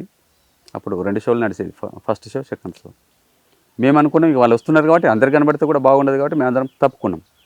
అయిపోయింది. వాళ్ళు వెళ్ళిపోయిన తర్వాత ఇంక కొన్ని 50 పోస్టర్లు మిగిలిన మేము వేస్తున్నప్పుడు ఈ సైకిళ్ళ మీద కొద్దిమంది ఒక 4 వస్తున్నారు లాస్ట్కు. వీళ్ళంతా వెళ్ళిపోయిన తర్వాత సెంట్రీలు ఏమనుకున్నారంటే కొద్దిగా వెనుకొస్తున్నటువంటి సినిమా చూసిన వాళ్ళే కావచ్చు అనుకొని ప్రజలు అనుకున్నారు. వాళ్ళని చూసిండ్రు కానీ తప్పుకోలేదు. మేము అప్పుడు మేము వేయడం కంటిన్యూ చేసేటప్పటికి ఆ సైకిల్ వాళ్ళు వచ్చిన ఫాస్ట్గా అర్థమైంది కాబట్టి మా టీంను పట్టుకున్నారు అనమాట. వాళ్ళు ఎవరైనా మంచిదే, పోలీసులు కాకపోయినా మనం వెళ్ళిపోదామని చెప్పి మేము పోస్టులు వేసే వాళ్ళము తప్పుకున్నాము, సైడ్కున్నాము. ఆ సెంటర్ ఉండి ఆయన రాలేదన్నమాట జనం అనుకొని. వాళ్ళు వచ్చేసి వెంటనే ఆయన సైకిళ్ళతోటి చుట్టుముట్టేసి పట్టుకున్నారు. ఇంకా మేము మిగతా వాళ్ళందరం తప్పించుకొని వెళ్ళిపోయినాం. ఆయనను బాగా చిత్రహింసలు పెడితే ఆయన మొత్తం చెప్పిండు, తరాలు పిలవాలి, ఇంతమంది వచ్చినాం, దీంట్లో నేను కూడా ఉన్నాను, ఇవన్నీ విషయాలు కూడా ఆయనకు అర్థమైన తర్వాత ఆయన మళ్ళీ నా ఇంటి మీదకి వచ్చి, మా ఇంటి మీదకి దాడి కోసం వచ్చిండు, అర్ధరాత్రి పట్టుకోవడం కోసం. నేను అప్పటికి ఇవన్నీ తెలుసు కాబట్టి నేను ఇంట్లో పడుకోకపోయేది. నేను ఎక్కడో పడుకున్నా, ఇంటికి వచ్చిండ్రు, జీప్ నిలబెట్టి దూరంగా ఇల్లు చుట్టుముట్టిరు, మొత్తం చెక్ చేసిరు నా కోసం, పక్కింట్లో వెతికిండ్రు, నేను దొరకలేదు. అంటే ఇక ఆ దొరికిననే దెబ్బలు పడి నన్ను మెయిన్గా చెప్పింది కాబట్టి ఇక నా కోసం వేటాడడం అనేది మొదలుపెట్టింది అనమాట. తర్వాత నేను 10th ఎగ్జామ్స్ రాయడానికి స్కూల్ కూడా మఫ్టీలో పోలీసు వాళ్ళు వచ్చేవారు, యాక్టివ్గా ఉన్నటువంటి వాళ్ళని పట్టుకోవడం కోసం. అట్లా నన్ను అక్కడ పట్టుకో, ఇక్కడ దొరుకుతలేడు కాబట్టి అక్కడ పట్టుకోవాలనేటువంటి ప్లాన్ వేసుకొని అక్కడికి వచ్చింది. కాబట్టి నేను ఎగ్జామ్స్ రాయలేదు, చివరి నిమిషంలో రాస్తే నేను ఫస్ట్ క్లాస్ పాస్ అయ్యేవాడిని, క్లెవర్ స్టూడెంటే. కానీ ఎగ్జామ్స్ రాయలేదు, యాన్యువల్ ఎగ్జామ్స్. వీళ్ళు వచ్చారు కాబట్టి ఎట్లాగో ఎగ్జామ్స్ దగ్గర పట్టుకుంటారనే దగ్గర నుంచి నేను ఇక వెళ్ళిపోవాలనేది. అప్పటికే ఇక్కడ క్రాంతి అనేది మా ఆర్గనైజర్ బక్కన్న పేరుతో పనిచేసినప్పుడు ఆయన అప్పటికే చెప్పిండు, ఇక నీ మీద బాగానే నిఘా ఉన్నది కాబట్టి ఎట్టి పరిస్థితుల్లో నువ్వు దొరికితే మాత్రం అప్పటికి బుటకప్ ఎన్కౌంటర్లు జరుగుతున్నాయి. కొడవటి సుదర్శన్ లాకప్ డెత్ అప్పటికి జరిగింది. ఈ పరిణామాలన్నీ జరుగుతున్నాయి కాబట్టి అనవసరంగా చనిపోతావు కాబట్టి రావడమే మంచిది అనేది ఆయన ముందే చెప్పిండు. నేను కూడా పూర్తికాలం కార్యకర్తగా పనిచేయాలని ఇవన్నీ యాక్టివ్గా పనిచేస్తున్నాను. అప్పటికి చిన్నప్పటి నుంచి నాకు చదవడం బాగా ఇంట్రెస్ట్ అని చేస్తారు. ఎందుకు వాళ్ళ పిల్లల్ని దాంట్లో పోనీయాలని ఏ తల్లిదండ్రులు అనుకోరు కదా. మా అమ్మ నాన్న వాళ్ళు కూడా ఏడ్చేది, మాట్లాడేది, తిరగొద్దని చెప్పేది. నేను తిరుగుతలేనని అమ్మ నాన్నని కన్విన్స్ చేసి వాళ్ళకి తెలియకుండా మళ్ళీ తిరగడం. మా తమ్ముడు అప్పటికి చిన్నోడు. అలా మీరు కుల వివక్షను చూశారు, ఈ అసమానతలు చూశారు, మనం ఎందుకు ఇలా దూరంగా ఉండాలని దీని మీద మీలో ఒక ఆ భావజాలం అప్పుడు కలవడం అంతా సరే అనుకోవచ్చు. కానీ అదే టైంలో అగ్రవర్ణాలు పుట్టిన కొంతమంది కూడా కొంతమంది అందులోకి వచ్చారు. అంటే వాళ్ళు ఎందుకు వచ్చి ఉండవు అనుకోవచ్చు పార్టీలోకి. ఎవరైనా చదువుకున్న వాళ్ళు ఈ సమాజం గురించి ఆలోచించేటువంటి వాళ్ళు కేవలం స్వార్థపూరితంగా వాళ్ళ గురించి వాళ్ళు ఆలోచించే వాళ్ళని వదిలేస్తే ఈ సమాజం ఎందుకు ఇట్లున్నది అని ప్రశ్న తలెత్తిన ఎవరైనా కూడా అంటే కులంతో సంబంధం లేకుండా వచ్చారు. అట్లా చాలామంది వచ్చిండ్రు, నుంచి వచ్చిండ్రు. వాళ్ళందరూ కూడా ఈ భావజాలాన్ని నమ్మి ఈ సమాజం ఇట్లుండడం సరైనది కాదు, ఈ అసమానత కానీ అంటరానితనం కానీ వీటిని పోగొట్టడానికి వాళ్ళు కూడా భావించి సమాజాన్ని మార్చాలనే ఉద్దేశంతో వచ్చారు. వాళ్ళు కేవలం క్యాస్ట్ అప్పర్ క్యాస్ట్ కావచ్చు కానీ వాళ్ళ భావజాలము ఇది సరైనది అని నమ్మి దాన్ని వాళ్ళు పాటించకుండా దాన్ని తిరస్కరించి వచ్చారు సమాజం కోసం చాలా మంది. సరే, మీరు వెళ్ళారు. యాదగిరి రెడ్డి ఎప్పుడైనా తర్వాత ఎదురుపడ్డారా మీకు? పర్లేదు, ఇక నేను జంప్ అయిపోయాను కదా అప్పటికి. ఇంటికి వచ్చి సెర్చ్ చేశారు ఆయన? సెర్చ్ చేశారు, చాలా దాడులు చేశారు ఇంటి మీద, కానీ నేను దొరకలేదు. యాదగిరి రెడ్డి చంపడం తెలుసా? తెలుసు. ఆయన చంపిన తర్వాతనే నేను పోయినా పార్టీలోకి. చంపేదాకా నేను తప్పుకొని తిరుగుతూ ఉన్నాను. ఎలా జరిగిందండి యాదగిరెడ్డి?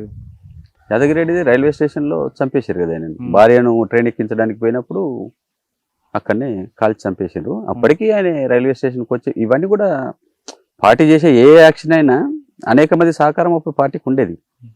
పోలీస్ స్టేషన్లో ఉన్నటువంటి కానిస్టేబుల్, ఇప్పుడు అరెస్ట్ చేసి లాకప్లో పెట్టినటువంటి మా సంఘ సభ్యులు, ఇట్లాంటి వాళ్ళందరూ కూడా అక్కడ జరుగుతున్న కార్యకలాపాలు, స్టేషన్ వ్యవహారాలన్నీ కూడా మాకు అందజేసేటువంటి మెకానిజం కూడా ఉండేది.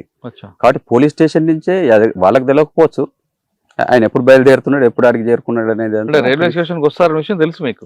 తెలిసే అక్కడ యాక్షన్ టీమ్ ఎంగేజ్ అయ్యి చంపేశారు. పొగ బాంబులు వేసి చంపినట్టున్నారు కదా. కాల్చిన తర్వాత భయపెట్టడానికి లేదా వాళ్ళు వెంటబడి వాళ్ళని భార్య పిల్లల ముందు ఎస్ఐని చంపడం అనేది బాధ అనిపించదండి. ఆయన చేసిన క్రూరమైనటువంటి చర్యలకు అట్లాంటి బాధ అనిపించదు సార్. భార్య పిల్లలు అందరికీ ఉంటారు, మాకున్నారు భార్య పిల్లలు, వాళ్ళకున్నారు భార్య పిల్లలు. కానీ ఒక ఆఫీసర్ కుయ్యాలుగా వ్యవహరించి అనేక మందిని చిత్రహింసలు చేశారండి చెప్పండి. ఆ టైంలో కొడవటి సుదర్శన్ లాకప్ లో పెట్టి చిత్రహింసలు పెట్టి చంపేశారు కదా. లాకప్ లోనే తీవ్రమైన చిత్రహింసలు పెడితే ఆయన చనిపోయింది. చనిపోయిన తర్వాత చనిపోయిన శవాన్ని తీసుకుపోయి ముళ్ళగడ్డలో పడేసి ఎన్కౌంటర్ కట్టకతాలేరు. అట్లా ఆ కాలంలో చాలా బూటకపు ఎన్కౌంటర్లు జరుగుతున్నాయి గ్రామాలలో. సంఘ సభ్యులు ఇప్పుడు మేము చేసే కార్యకలాపాలు ఏవి దీంట్లో నష్టం ఏంటి చెప్పండి? మేము అసమానతను ప్రశ్నించినాం, కుల వివక్షను ప్రశ్నించినాం, అగ్ర కులాల వల్ల ఆధిపత్యాన్ని దోపిడీని ప్రశ్నించినాం. ఇదేం తప్పు కాదు కదా, అన్యాయం ఏంది కాదు కదా. కాబట్టి ప్రశ్నించిన వాళ్ళందరూ కాదు, కానీ ఎదురు తిరగడం, తుపాకులతో ఎదురు తిరగడం అనేది తప్పునే వాళ్ళు అంటుంటారు కదా. ప్రశ్నించడం తప్పు కాదు. తుపాకులు ముందుగా వాళ్ళండి ప్రయోగించింది, మేము ఇప్పుడు తుపాకులు పట్టుకోలేదు. మేము తుపాకులు లేకుండానే ఈ సంఘపూలందరినీ తుపాకులు పట్టుకొని లేదు. ఊళ్ళలో ప్రజాకోట్లు పెట్టినప్పుడు కూడా ఎవరు తుపాకులలో రాలేదు. ఆ కాలంలో అసలు తుపాకులే లేవు పార్టీకి. ఆర్గనైజర్లకు కూడా తుపాకులు లేవు ఆ కాలంలో. 80వ దశకంలో ప్రారంభమైనప్పుడు ఉద్యమం లేవు. కాబట్టి వాళ్ళ ఆత్మరక్షణ ఎప్పుడు భూస్వాములు మా ఆర్గనైజర్లను సివిల్లో తిరుగుతున్నప్పుడు గుండాలను పెట్టి వాళ్ళని చంపించారు. చాలా మంది పీసర రమణ చనిపోయాడు, బటిపల్లిలో రవిని కత్తులతో గుడి చంపారు. ఇట్లాంటి పరిణామాలన్నీ ఆ కాలంలో జరిగిన టైంలో ఆర్గనైజర్ల ఆత్మరక్షణ కోసం అప్పుడు వాళ్ళు కత్తులు పట్టుకోవడము, లేదా అప్పుడప్పుడే మేము ఈ సుతీల దారాలతో కట్టేటువంటి హ్యాండ్ బాంబ్స్ అనేవాళ్ళం, రెడ్ అండ్ వైట్ పౌడర్ కలిపి అట్లాంటివి ఒకటి రెండు వాళ్ళు బ్యాగ్ లో పెట్టుకుని దాని చుట్టూ ఉనకబోసుకొని రక్షణ కోసం పట్టుకునేవాళ్ళు. అవసరమైనప్పుడు దాన్ని ప్రయోగించాలని దాంతో. అది ఎవరిని చంపే ఉద్దేశం. పోలీసుల మీద తుపాకులతో దాడి చేయాలనే ఉద్దేశం ఇక్కడ పెంబర్తి తీర్మానమే కదా. లేదండి, పెంబర్తి తీర్మానం కాదు. నేను చెప్పిన కదా, ఆర్గనైజర్లు ఫస్ట్ తుపాకులు లేకుండా సివిల్లోనే తిరిగారు. మా రాజకీయాలు వాళ్ళకి నచ్చలేదు కాబట్టి భూస్వాములు మమ్మల్ని, మా ఆర్గనైజర్లను చంపారు. చాలా మందిని కోల్పోయిన తర్వాత పార్టీ ఆలోచించి వాళ్ళ రక్షణ కోసం అది పట్టుకోమన్నది ఆయుధాలు. తర్వాత బాంబుల నుంచి ఎప్పుడు తుపాకులకు వచ్చారు? అప్పుడు చిన్న చిన్న నాటు తుపాకులు, కొన్ని రివాల్వర్స్, ఇట్లాంటి ఎంత టార్గెట్ ఉన్నటువంటి వాళ్ళకి ప్రమాదం ఎక్కువ ఉంటుందో అట్లాంటి వాళ్ళకే ప్రొవైడ్ చేయగలిగింది ఆ కాలంలో పార్టీ. చాలా మంది ఆర్గనైజర్లకు పోలీస్ స్టేషన్ మీద దాడులు అంది కేవలం తుపాకుల కోసమే, వాళ్ళకి చంపడానికి కాదు. అవన్నీ తర్వాత ప్రాసెస్ లో ఉద్యమం అభివృద్ధి చెందినట్టు తుపాకుల కోసమే. వాళ్ళ ఆఫీసర్లను చంపింది కూడా ప్రారంభ కాలంలో ఇట్లా క్రూరంగా నిర్బంధాన్ని ప్రయోగించి ప్రజల్ని ఇల్లు కొట్టడము, చైన్లు మేపించడం, సంఘ సభ్యుల్ని చిత్రహింసలు పెట్టి స్టేషన్లని చంపేయడం, ఇట్లాంటి పరిణామాలని జరిగినప్పుడు దానికి ప్రతీకారంగా దాని నుంచి రక్షించుకోవడానికి ఆత్మరక్షణలో భాగంగా చేసినటువంటి దాడులే తప్ప మొదలు తుపాకులు పార్టీ పట్టుకోలేదు. మొదలు మేము వాళ్ళని చంపడం మొదలు పెట్టలేదు. ఇప్పుడు మీరు ఒక వర్గం ఎదుర్కొన్న సమస్యల మీద ఆ భావజాల ప్రభావంతో వెళ్ళారు, దాన్ని అందరూ ఎవరు కాదని హర్షిస్తారు. అంటే రక్త సంబంధం కానీ వర్గ సంబంధం గొప్పదని నమ్మి లాంటి వాళ్ళు.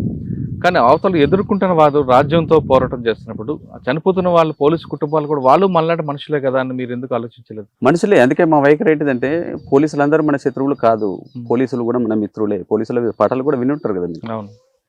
అంటే మా వైఖరి దాంట్లో పాట రూపంలో కూడా చెప్పినాం మేము. అంటే పోలీసులందరూ మా శత్రువులు కాదు. ఎప్పుడు పార్టీ ఇప్పటివరకు కూడా పోలీసుల్ని శత్రువులుగా భావించలేదు. అందులో క్రూయల్గా మా ఉద్యమాన్ని కత్తిగట్టి అణిచేయాలని తలుసుకున్నటువంటి ఆఫీసర్లను సెలెక్టెడ్గానే చంపినాం మేము తప్ప మొత్తం పోలీసు వాళ్ళని చంపడం అనేది ఎప్పుడు చేయలేదు. అయితే ఎప్పుడైతే మా మీద కూంబింగ్లకు వచ్చి మా దళాన్ని కూడా నిర్మూలించే పరిస్థితి వచ్చిందో అప్పుడు మేము రక్షించుకోవడం కోసం, ఆత్మరక్షణ కోసం వాళ్ళ మీద కాల్పులు చేయాల్సి అంతవరకు దాన్ని ఎవరు కాదంటారు. కానీ కొన్ని సంఘటనలు మనం ఎగ్జాంపుల్ తీసుకుంటే ఒక ఆఫీసర్ ఇక్కడ వరంగల్ ఉండే ట్రాన్స్ఫర్ అయ్యి హైదరాబాద్ వెళ్తున్నప్పుడు బాంబులు వేసి చంపేయడం, లేదా మీరు ఉనికిని చాటుకోవడానికి వస్తున్న హోంగార్డ్నో కానిస్టేబుల్నో ఏ సంబంధం లేని వ్యక్తులు కూడా చంపడం, అంటే మీరు కాదు కొన్ని సంఘటనలు జరిగాయి. మరి దాన్ని ఏ విధంగా అర్థం చేసుకోవాలి? ఉనికిని చాటుకోవడానికి ఎప్పుడు పార్టీ ఏ చర్య చేయలేదు.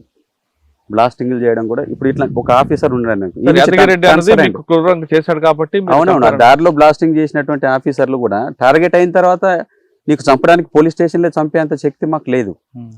కాబట్టి ఒక టార్గెట్ ఆయన చంపాలే క్రూరుడు అనేది నిర్ణయించుకున్న తర్వాత ఆ టార్గెట్ ఎక్కడ ఈజీగా దొరుకుతాడని చూస్తాం కదా.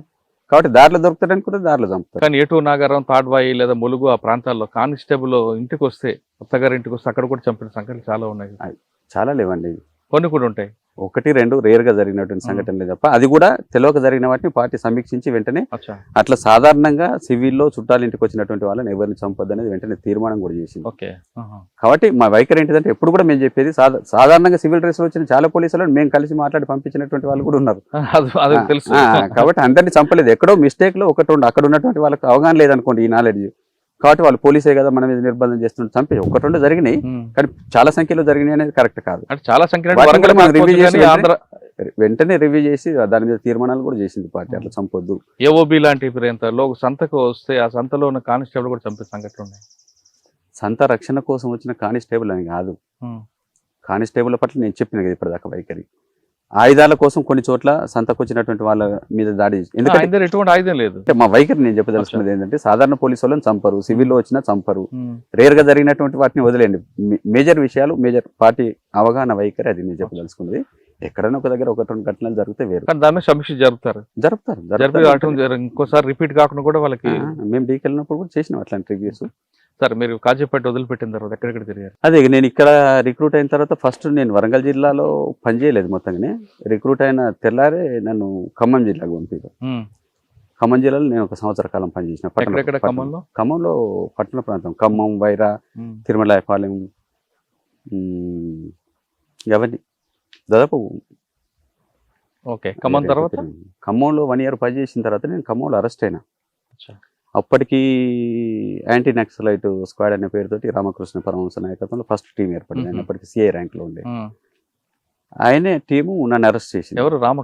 రామకృష్ణ పరమహంస అని, మీకు రిటైర్ అయి ఉండొచ్చు. నేను ఖమ్మంలో పనిచేస్తున్నప్పుడు రూరల్ ఏరియాలో పనిచేసే ఒక ఆర్గనైజర్ ఉండేవాడు, ఆయన ఖమ్మం ఆయన. రూరల్లో నిర్బంధం బాగా ఉండి ఆయనకు తిరగలేని పరిస్థితి వచ్చింది. అప్పుడు నిర్బంధం చాలా కదా ఎక్కువ ఉంది కదా 85 తర్వాత. అట్లా ఆయనకు రక్షణ లేకుండా పోయింది. అంటే ప్రజలు భయపడము, రానియకపోవడం ఇట్లాంటివి ఉన్నప్పుడు ఆయనకు మధ్య వచ్చినప్పుడు కొంతకాలం షెల్టర్ ఇవ్వాలనేది నాకు అప్పుడు మా బాధ్యుడు మహేష్, రెడ్డి సంతోష్ రెడ్డి, అప్పుడు ఆయన ఖమ్మం జిల్లా కార్యదర్శిగా ఉండే. మహేష్ పేరుతో పనిచేసిండు. ఆయన కంట్రోల్లో నేను అక్కడ పనిచేసిన ఆర్గనైజర్గా. కాబట్టి ఈ రూరల్ ఆర్గనైజర్కు రక్షణ కోసం నా రూమ్ను పరిచయం చేసింది ఆయన. అచ్చా. అప్పుడప్పుడు ఈయన వచ్చేది ఏరియాలో తిరగలేని పరిస్థితి ఉన్నప్పుడు వచ్చి 2-3 రోజులు 10 రోజులు అట్లా ఉండి పోయేవాడు. అప్పటికి ఖమ్మం ఉద్యమం అంతా కూడా దెబ్బతినిపోయింది. శ్రీశైలాన్ని ప్రజాపంత గ్రూప్ వాళ్ళు చంపేశారు. ఆయన ఒక ఆర్గనైజర్, ఇల్లందు ప్రాంతంలో రూరల్లో పనిచేసేటువంటి ఆయన చంపేసిండ్రు. ఈయన ఒక్కడు మిగిలిండు. కాబట్టి మిగిలిన ఒక్కడిని కూడా కాపాడుకోవాలని నా రూమ్ పరిచయం చేస్తే అప్పుడప్పుడు ఈయన నా దగ్గర ఉండేవాడు, మళ్ళీ పోయి తిరిగి వచ్చేవాడు. అట్లనే రూరల్లో ఎవరో ఒక ఇన్ఫర్మేషన్ ఇచ్చిన దాన్ని బట్టి ఈయన పట్టుకున్నారు వీళ్ళు, పరమహంస బ్యాచ్. పట్టుకొని చిత్రహింసలు పెట్టగానే ఆయన వెంటనే బలహీనపడి ఇంకెవరు ఉన్నారు, ఎవరితోటి సంబంధాలు అంటే అప్పుడు నేను రాజు అనే పేరుతో పనిచేస్తున్నాను. రాజు ఉన్నాడు వైరా టౌన్లో అనగానే ఆయనను పట్టుకొని ఆయన వీకెండ్ నా దగ్గరికి తీసుకొచ్చిండు. నాకు ఆ రోజే ఈయనతోటి అపాయింట్మెంట్ ఉండే. ఎవరితో? ఈ కుమార్ అని ఆయన ఆర్గనైజర్. ఈ అరెస్ట్ అయ్యి వీక్ అయ్యి నా దగ్గరికి తీసుకొచ్చిన ఆయన. ఎందుకనంటే ఖమ్మం జిల్లా అప్పటికి మహేష్ వాళ్ళు అరెస్ట్ అయ్యారు. నన్ను గైడ్ చేస్తున్న జిల్లా సెక్రటరీ, జిల్లా బాడీ అంతా కూడా ఖమ్మం టౌన్లో అరెస్ట్ అయ్యారు. విద్యార్థుల రూమ్లో అరెస్ట్ అయ్యి జైలుకు పోయిన వాళ్ళు. మిగిలింది అని అంటే నేను మిగిలాను. తర్వాత ఆయన ఇప్పుడు రూరల్లో దొరికినటువంటి ఆయన మిగిలిడు. శ్రీశైలం కూడా మిగిలి ఉండే కానీ వీళ్ళు అరెస్ట్ అయిన తర్వాతనే ఆయనను ప్రజాపంద వాళ్ళు చంపేశారు. కాబట్టి లింక్ నాకు పులంజన్న తోటి ఉండేది. పులంజన్న అప్పుడు ఉత్తర తెలంగాణ రీజనల్ కమిటీ కార్యదర్శి ఆయన. మీరు పెద్ద పెద్ద ఉన్నారు, సంతోష్ రెడ్డితో పులంజన్తో నేను వాళ్ళతో కలిసి పనిచేసిన వాళ్ళు. అట్లా నాకు పులంజన్న కాంటాక్ట్ ఉంది. నేను వీళ్ళు అరెస్ట్ అయిన తర్వాత నాకు ఇక లోకల్గా మహేష్ తోటి కాంటాక్ట్ దిగిపోయిన తర్వాత నేను హైదరాబాద్ పోయి పులంజనం కలిసి ఇక ఇక్కడ పరిస్థితులు అన్నీ తెలుసుకొని మరి మిగిలింది ఆయన ఒక్కడే కాబట్టి ఆయనను కూడా మనం కాపాడుకోవాలి, ఆయనను కూడా ఒకసారి నా దగ్గరికి తీసుకురా, మీ ఇద్దరితో కూడా మాట్లాడతానంటే నాకు ఒక అపాయింట్మెంట్ పెట్టింది ఆయన. అదే నేను ఈయనకు చెప్పిన, అపాయింట్మెంట్ చెప్పలేదు కానీ నువ్వు నా దగ్గరికి వస్తే 2-3 రోజులలో మనం అంజన్ కలుద్దాము, తీసుకురామని చెప్పిండు అనేది నేను ఆయనకు ముందు వచ్చినప్పుడు చెప్పిన. ఈ విషయం ఆయన నోటీస్లో ఉంది కాబట్టి అది కూడా చెప్పిండు ఆయన. రాజు ఉన్నాడు, రాజుని పట్టుకుంటే పులంజన దగ్గరికి మేము పోవాల్సినది అనేది ఆయన ఆల్రెడీ చెప్పేసిండు. అయ్యో, నేనేమనుకున్నా అంటే ఈయన అపాయింట్మెంట్ ఉన్నది ఆ రోజే, ఈయన నా దగ్గరికి వచ్చేది ఆ రోజు రావాలి. అప్పుడప్పుడు ఈయన వచ్చినప్పుడు ఒక్కోసారి ఇక రూరల్లో తిరిగేవాడు కాబట్టి సినిమాకి కూడా పోయేటాడు పగలు వస్తే. నేను వేరే ఏదో నా పనుల కోసం పోయి నేను రూమ్కి వచ్చి చూశాను ఒకసారి 6 గంటల టైంలో. నేను వచ్చి చూస్తే రూమ్లో ఉన్నటువంటి వస్తువులు కొద్దిగా నేను పెట్టినట్టు కాకుండా నేను పెట్టి ఇటు అటు అటు ఇటు చేసినట్టు కొంచెం అనుమానం వచ్చింది నాకు. ఎవరో వచ్చిండ్రు రూమ్లకు నా తర్వాత అనేది. నేను వెంటనే చిన్న చిన్న పరిణామాలను కూడా నేను బాగా అబ్జర్వ్ చేసేవాడిని. టౌన్లో ఉన్నప్పుడు ఇంకా అది బాగా యాక్టివ్గా ఉంటాం అనమాట.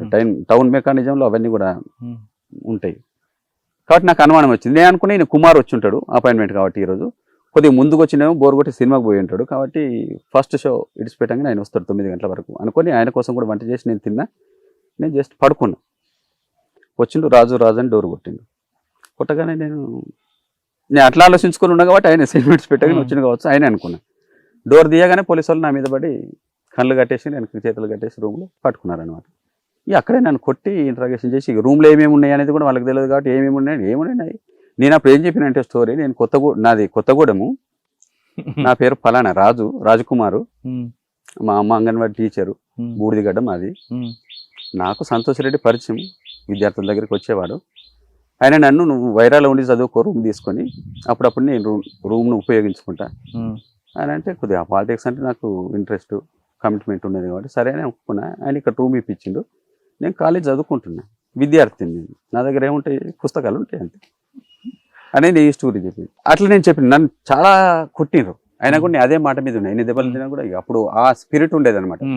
మనల్ని ముక్కలు కోసినా కూడా మనం ప్రాణాలు ఇవ్వాలి తప్ప పార్టీ కోసం. మనం పార్టీలోకి పోయిన రోజే మనం చనిపోయిన కింద భావించే పోతాం కాబట్టి అట్లా సిద్ధపడి ఇక మనం అరెస్ట్ అయినా చిత్రహింసలు పెట్టినా ఒక మాట కూడా మనం చెప్పొద్దు, మన మూలంగా మరొక కామ్రేడ్ అరెస్ట్ కావద్దు. ఆ స్పిరిట్ మాకు ఉండేది. దాంట్లో నేను చాలా దృఢంగా ఉండేవాడిని. ఆయన వీక్ అయితే తీసుకొచ్చింది కాబట్టి నేను అరెస్ట్ అయినా. నేనైనా మళ్ళీ వీక్ అయితే అంజన దెబ్బతింటాడు కాబట్టి నేను వీక్గా దాల్చుకోలేదు. కాబట్టి నేను అదే మాట మీద ఉన్నాను అనమాట. ఈ రూమ్ ఎవరెవరికి తెలుసు అంటాడు అనమాట. ఎవరికి తెలుసు? మహేష్కు తెలుసు, నాకు తెలుసు. ఆయన ముందే అరెస్ట్ అయింది కాబట్టి ఆయన బతుకుంటే ఆయన పేరు కూడా చెప్పేవాడిని, ఇంకో కథ చెప్పేవాడిని, కానీ ఆయన రక్షించేవాడిని.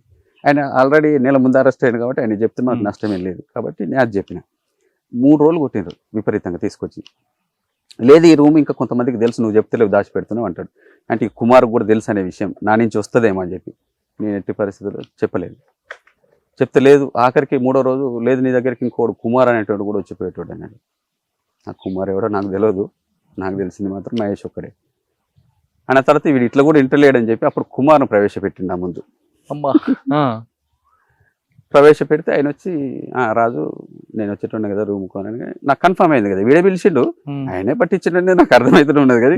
అంటే పోలీసు వాళ్ళు వీడిని దాచిపెట్టాలి, ఈయన ద్వారా అయిందని జరగకుండా ఇంకేమో చేయాలనేది వాళ్ళు అనుకున్నారు. కానీ నేను అంత తెలియదాకా ఏం లేను కాబట్టి తీసుకొచ్చేదాకా నేను ఒప్పుకోలేదు.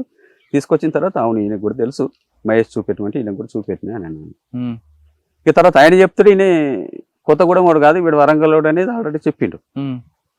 నన్ను లేదురా నువ్వు ఖమ్మమని కాదంట, లేదు నేను ఖమ్మమనే కొత్తగూడెమే నా ఇల్లు, చలోపా తీసుకుపోతే చూపెడతాను, మా అమ్మ ఉన్నది నాన్న చనిపోయాడు అని అదే మాట మీద ఉన్నా. ఆయన చెప్పిన దాన్ని పట్టుకొని నువ్వు కాదు చెప్తలేవని చెప్పి 3 రోజులు 4 రోజులు 5 రోజులు కొట్టిన తర్వాత అప్పటికి మడికొండ ఎస్ఐ అనుకోకుండా మైబాద్ పోలీస్ స్టేషన్కి వచ్చింది. ఆయన నన్ను చూసారే వీడెక్కడ దొరికింది మీకు, వీడు ముప్పిడి సాంబయ్య కదా అంటే అప్పుడుగా అట్లా ఆ విషయం కూడా ఓపెన్ అయింది అనమాట.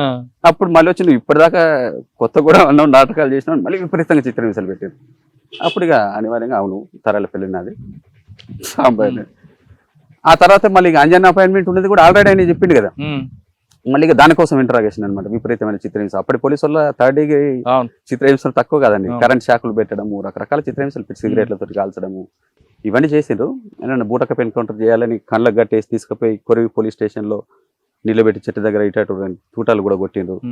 ఆ చేసే ముందు ఒక డాక్టర్ని పిలిపించిండ్రు, ఇది నీది ఆఖరి రోజు అని నాకు ఒక కోడి కూరతో భోజనం పెట్టిండ్రు, ఇది నేను చంపేస్తున్నాము ఇదే నీ ఆఖరి భోజనము అని చెప్తా. ఈయన ఎవరు అని అంటే డాక్టర్ని పరిచయం చేసారు, ఈయన నీ పోస్ట్ మార్టం చేసే డాక్టర్ అని అంటే ఆయన కూడా అట్లే చెప్పారు సార్ నాకు కాబట్టి చంపేస్తారు నేను పోస్ట్ మార్టం చేయడానికి నన్ను పిలిచిండ్రు అని ఆయన చెప్పిండు. అంటే అట్లయినా వీడు చెప్తాడేమని 2 రౌండ్ ఫైర్ చేసినా కూడా నేను చెప్పదలుచుకోలేదు. నాకు అంతే మహేష్ తెలిసి ఉండే ఆయన అరెస్ట్ అయిపోయాడు, కుమార్ ఇట్టుండే అంతే. ఆంజనేయ ఎవరు నాకు తెలియదు, ఎప్పుడైనా ముఖం కూడా చూడలేదు అన్నాను. ఇవన్నీ జరిగిన తర్వాత ఇక బాగా చిత్రహింసలు పెట్టినప్పుడు నేను ఇక చివరికి ఈయన చెప్పిండనేది కుమార్ చెప్పిండనేది అర్థమైన తర్వాత ఇక మనం ఇట్లా చెప్పలేము దాచిపెట్టలేము ఆ విషయాన్ని అన్నీ అప్పటికప్పుడు ప్రిపేర్ అయ్యి అవును పరిచయమే అప్పుడప్పుడు కలిసేది అపాయింట్మెంట్ అంటే మరి ఇప్పుడు ఆయన అపాయింట్మెంట్కు తీసుకుపోవాలి అన్నారు. సరే తీసుకుపోతాను. అప్పటికి వాళ్ళందరూ ఒక 30 మంది టీం యాంటీ నక్సలైట్ స్క్వాడ్ వాళ్ళు ప్రిపేర్ అయ్యి నన్ను తీసుకొని స్నానం చేయించి డ్రెస్ చేయించి తీసుకొని పోయారు హైదరాబాద్. నువ్వు కనుక పట్టించకుండా ఏపీటీ తప్పు చెప్పి ఆయన దొరకలేదనుకో నీ మొత్తం కుటుంబాన్ని పెట్రోల్ పోసి తగలబెడతాం, నిన్ను కూడా చంపి పారేస్తాం. నేను నిజమే చెప్తున్నా, ఒకవేళ దొరకకపోతే మీరు చేస్తామనుకుంటే చేయండి అని నన్ను అట్లా తీసుకుపోయారు హైదరాబాద్. అయితే నేను అపాయింట్మెంట్ ఒరిజినల్ అపాయింట్మెంట్ కాకుండా నేను వేరే అపాయింట్మెంట్ వేరే ప్లేస్ చెప్పి టైమింగ్స్ ప్లేస్ అన్ని చేంజ్ చేసి చెప్తే వీళ్ళందరూ వచ్చి అక్కడ మఫ్టీలో ఉండి ఏపీటీ కోసం వెయిట్ చేసినాం. ప్లేస్ అది కాదు కాబట్టి ఎవరు రాలేదు దొరకలేదు. అప్పుడు కూడా అప్పటికి నా మీద నమ్మకం లేదు, ఈ విషయాలన్నీ కూడా దాచిపెట్టినాయి కాబట్టి అందుకే పదే చెప్పాను అనమాట. నువ్వు ఈసారి కనుక వాళ్ళు దొరకలేదు అనుకో, ఇది అబద్ధం అని తేలింది అనుకో, నీకు మిగిలిన ఇచ్చేది లేదు, మీ కుటుంబాన్ని కూడా చంపేస్తామన్నారు. చంపేయండి వేరే దగ్గర తీసుకుపోయినాం కాబట్టి ఎవరు రాలేదు. సినిమా టాకీస్ దగ్గర అక్కడ ఫ్రీగా వదిలిపెట్టాను నన్ను. చుట్టూ వాళ్ళు ఉన్నారు తిరుగుతున్నారు కానీ ఎవరెవరో వచ్చి ఏం సినిమా అండి అని దగ్గరకు వచ్చి అంటే ఆ సినిమా పేరు చెప్తే వాళ్ళు మళ్ళీ దగ్గరకు వచ్చి వీడేనారా వాడేవాడో సార్ ఏం సినిమా అంటే చెప్పిన అనేది. అట్లా జరిగిన తర్వాత అది రియల్ కాదు కాబట్టి వాళ్ళు కూడా ఎవరు దొరకలేదు. రియల్గా నేను బలహీనపడి చెప్తే పులంజన్ కూడా అరెస్ట్ అయ్యేవాడు. అప్పుడు చెప్పొద్దని కాపాడాలని దగ్గర నుంచి నేను దెబ్బలేని తిన్నాం కానీ చెప్పలేదు. అట్లా అపాయింట్మెంట్లో కూడా దొరకలేదు కాబట్టి మళ్ళీ తీసుకొచ్చి మళ్ళీ కొన్ని రోజులు నన్ను ఒక 15 రోజుల దాకా స్టేషన్లో చిత్రహింసలు చాలా పెట్టారు. నువ్వు చెప్పలేదు అనే దగ్గర నుంచి ఇక లాస్ట్కు అరవిందరావు ఎస్పీ ఉండే అప్పుడు ఆయన కూడా వచ్చి చూసిండు. ఏజ్ కూడా చిన్నది అప్పటికి, నేను 16 years కాబట్టి వదిలేద్దాం కేసు పెట్టి జైలు పంపండి చూద్దాం మారుతుందేమో ఒక ఛాన్స్ ఇద్దామని అన్నాడు ఆయన. కాబట్టి అప్పుడు నన్ను మళ్ళీ కొద్ది రోజులు ఈ గాయాలని మణిపేదాకా ఉంచి తీసుకుపోయి అప్పుడే అరెస్ట్ చేసినట్టుగా కథ చెప్పలేదు. ఇన్ని రోజులు ఒక సంవత్సరం జైల్లో ఉన్నాను వరంగల్ జైల్లో. ఇన్ని చిత్రహింస పెట్టినప్పుడు ఎప్పుడైనా అనిపించలేదు ఎందుకురా మనకి ఇదంతా అని?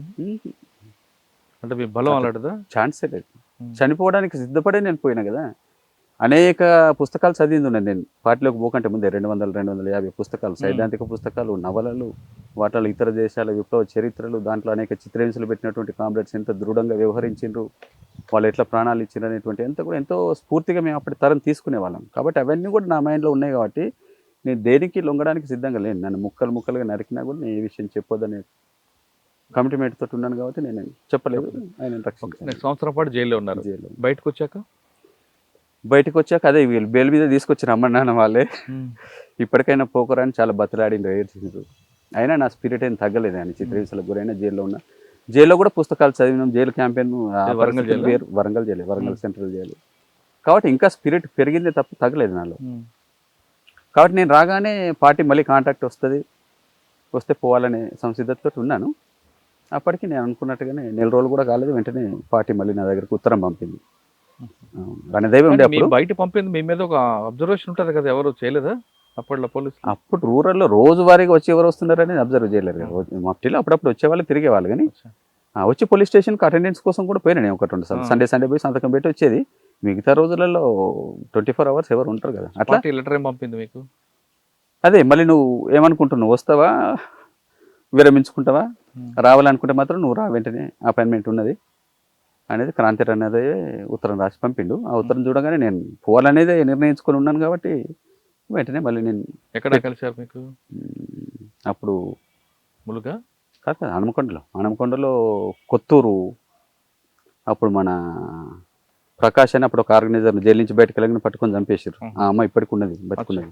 వాళ్ళ ఇంట్లో వాళ్ళ కుటుంబం అంతా, భాగ్యక్క వాళ్ళ పులంజన్న భార్య వాళ్ళ తల్లి. అక్కడ సినిమాటాకీస్ దగ్గర అపాయింట్మెంట్. అడిగి పోయిన తర్వాత వాళ్ళ తమ్ముడు చిన్నోడు సీను అని తర్వాత గ్రైనేడ్ బేలి చనిపోయింది మెదక్లో. అప్పుడు వాడు చిన్నోడే, నాకంటే చిన్న వయసు. వాడు అప్పుడు చదువుకుంటేనే వాడు కొరియర్గా, క్రాంతి అనేది ఒక కొరియర్గా పనిచేసేవాడు. ఇట్లాంటి అపాయింట్మెంట్స్కు పిల్లోడు కాబట్టి అనుమానం రాదని నేను పంపించాడు. సైకిల్ మీద వచ్చి నన్ను రిసీవ్ చేసుకొని భాగ్యక్క వాళ్ళ ఇంటికి వాళ్ళ ఇల్లుకే. క్రాంతి రణదేవు తర్వాత అప్పటి రామకృష్ణ నాగేశ్వరరావు, అప్పటికి వాళ్ళు ఇంకా చనిపోలే, పాత రామకృష్ణ నాగేశ్వరరావు ఉండే స్టూడెంట్ లీడర్స్. రామకృష్ణ జిల్లా కమిటీ మెంబరు, ఈయన స్టూడెంట్ ఆర్గనైజర్. ఆయన చెప్పింది ఎక్కడికి వెళ్ళారు మీరు? వాళ్ళు వచ్చి కలిసి మాట్లాడి నన్ను హైదరాబాద్ అపాయింట్మెంట్ పంపారు. అక్కడ పంపితే అదే పులంజన్న కలిసింది. అక్కడి నుంచి ఖమ్మం పంపారు. రెండోసారి జైలు నుంచి వచ్చిన తర్వాత నేను చిట్యాల ఏరియాకు ఆర్గనైజర్గా పంపిందని కలిసి. అప్పటికి మైదాన ప్రాంతాలలో ఆర్గనైజరు మాత్రమే ఉండేది. ఆర్గనైజరు, రక్షణ కోసం ఒక దళ సభ్యుడు. జైలు నుంచి వచ్చిన తర్వాత సీదా చిట్యాల ఏరియా ఆర్గనైజర్ నన్ను పంపారు. అప్పటికి నాకంటే ముందు నల్లా వసంత్ అనే ఆర్గనైజర్ ఉండే అక్కడ. ఆయన దండకారణ్యానికి ట్రాన్స్ఫర్ చేసింది పార్టీ. ఆయన ప్లేస్లో చిట్యాల ఆర్గనైజర్గా నన్ను నిర్ణయించారు కాబట్టి నన్ను పంపారు. ఆయన నాకు ఏరియా కొద్దిగా పరిచయం చేసేసి ఆయన డీకే వెళ్ళిపోయింది ట్రాన్స్ఫర్ అయ్యి. ఆయన ప్లేస్లో నేను చిట్యాల పరకాల ప్రాంతం మొత్తం. ఎంతకాలం పనిచేశారు? 91 ప్రారంభం దాకా నేను 87 నుంచి అంటే 3-4 సంవత్సరాలు. బలోపేతంగా మీరేం చేశారు? చిట్యాల పరకాల ఏరియాలో చాలా గ్రామాలలో సంఘాల నిర్మాణము, యూత్ పెద్ద ఎత్తున కదలడము, రిక్రూట్ కావడం, ఇదంతా కూడా నేనున్నటువంటి కాలంలో జరిగినటువంటిది. ఆ గాజర్ల సారన్న అని వెలిశాల నుంచి బాలఘట్లో పనిచేస్తూ వాళ్ళు భార్య భర్తలు ఇద్దరిని పట్టుకొని చంపేశారు. ఆయన కూడా అప్పుడు 90లో నేను రిక్రూట్ చేసిన. అంతకుముందు ఆయన సంఘనాయకుడుగా చుట్టూ ఏరియాలో పరిచయం. మంచి పరకాల ప్రాంతంలో ఏ గ్రామాలు ఎక్కువ పార్టీ పట్టు ఉంటుంది? చాలా గ్రామాలు, ఒక గ్రామం కాదు. దాంట్లో వెలిశాల కూడా ఒక గ్రామం. కానీ వెలిశాల ఒకటే కాదు, ఆ కాలంలో చాలా గ్రామాలు ఉన్నాయి. అట్లాంటి టేకుమట్ల, వెలిశాల, కుందనపల్లి, రాగపురము, చల్లగరిగే, ఇట్లా చిట్యాల ప్రాంతంలో ఆ కాలంలో చాలా గ్రామాలే మనకు హెడ్ క్వార్టర్స్గా పనిచేసినాయి. మరీ ముఖ్యంగా 90 కాలంలో చిట్యాల పరకాల ఏరియాలో ప్రతి విలేజ్ మాకు హెడ్ క్వార్టరే. కేవలం ఒక వెలిశాల మాత్రమే కాదు, వెలిశాల లాంటి అనేక గ్రామాలు ఉన్నాయి. వెలిశాల సరే మొన్న ఏదో ఆ సురేందర్ పాట రాయడం, సభ పెట్టడం, దాంతో బాగా ఫోకస్ అయింది. కానీ కేవలం వెలిశాల కాదు, వెలిశాల లాంటి ఊర్లు చిట్యాల పరకాల ఏరియాలో కోకొల్లలు ఉన్నాయి. ప్రతి ఊరు అట్లాంటి ఊరే. టైంలో నిర్బంధం ఉండేది. ఆ నిర్బంధం ఎలా ఎదుర్కొనేవారు? అప్పుడు చాలా నిర్బంధం ఉండేది. 90 వచ్చేంత దాకా, 87 నుంచి 90 దాకా తిండి కూడా దొరకకపోయేది. అప్పుడు ఆ కష్టాలని దొరికేది కాదు, ప్రజల్లో పట్టుంటది కదా, భయం కదా. నువ్వు అన్నం పెట్టిన వాళ్ళని తీసుకుపోయి పోలీస్ స్టేషన్లో కొట్టడము, పోలీసులు కొట్టడము, సంఘాలలో పనిచేస్తున్నారు అని అనుకున్నటువంటి వాళ్ళని తీసుకుపోయి చిత్రహింసలు పెట్టి జైల్లో పెట్టడం, బూటగా పెండుకోవడంలో చంపేయడం, ఇవన్నీ కొనసాగుతున్నప్పుడు ప్రజలలో ఒక భయాందోళన ఉంటుంది కదా. ప్రజలలో ప్రేమ ఉండేది, దాంతో పాటుగానే నిర్బంధం మూలంగా భయం ఉండేది. కాబట్టి అంత నిర్బంధంలో కూడా మాకు రహస్యంగా సహకరించేవాళ్ళు, బహిరంగంగా సహకరించకపోయేది. వాళ్ళు సహకరించారు కాబట్టి మా లాంటి ఆర్గనైజర్లు ఆ కాలంలో బతికారు. ఎవరు ఇళ్లలోకి పోతే అప్పుడు మైదాన ప్రాంతం కాబట్టి ఇళ్లలోనే దాచుకునేవాళ్ళు. చిట్యాల నుండి ఎక్కడికి వెళ్ళారు? చిట్యాల పరకాల ఆర్గనైజర్గా పనిచేసి నేను 91 ప్రారంభంలో ఆ ప్రాంతాల నుంచి నన్ను ఏటునగరం దళ కమాండర్గా బదిలీ చేశారు. అప్పటికి అడవి ప్రాంత దళాలు 2 ఉండేవి, మహదేవ్పూర్ దళము, ఏటునగరం దళం అని 2 దళాలు. ఏటునగరం దళానికి జంపన్న కమాండర్గా ఉండేవాడు నాకంటే ముందు. మహదేవ్పూర్కు జనార్దన్ అనే ఒక కమాండర్ ఉండే, ఆయన చాలా కాలం కింద లొంగిపోయి సాధారణ జీవితం గడుపుతున్నాడు. ఆ 2 అడవి దళాలు ఉండేది. ఏటునగర్ ఎంతకాలం పనిచేశారు? 91లో నేను పోతే జంపన్న రిలీవ్ అయిన ప్లేస్లో నేను కమాండర్ అయ్యాను. కమాండర్ అయినాక జస్ట్ 6-8 నెలల తర్వాత డీవీసీలోకి తీసుకున్నారు.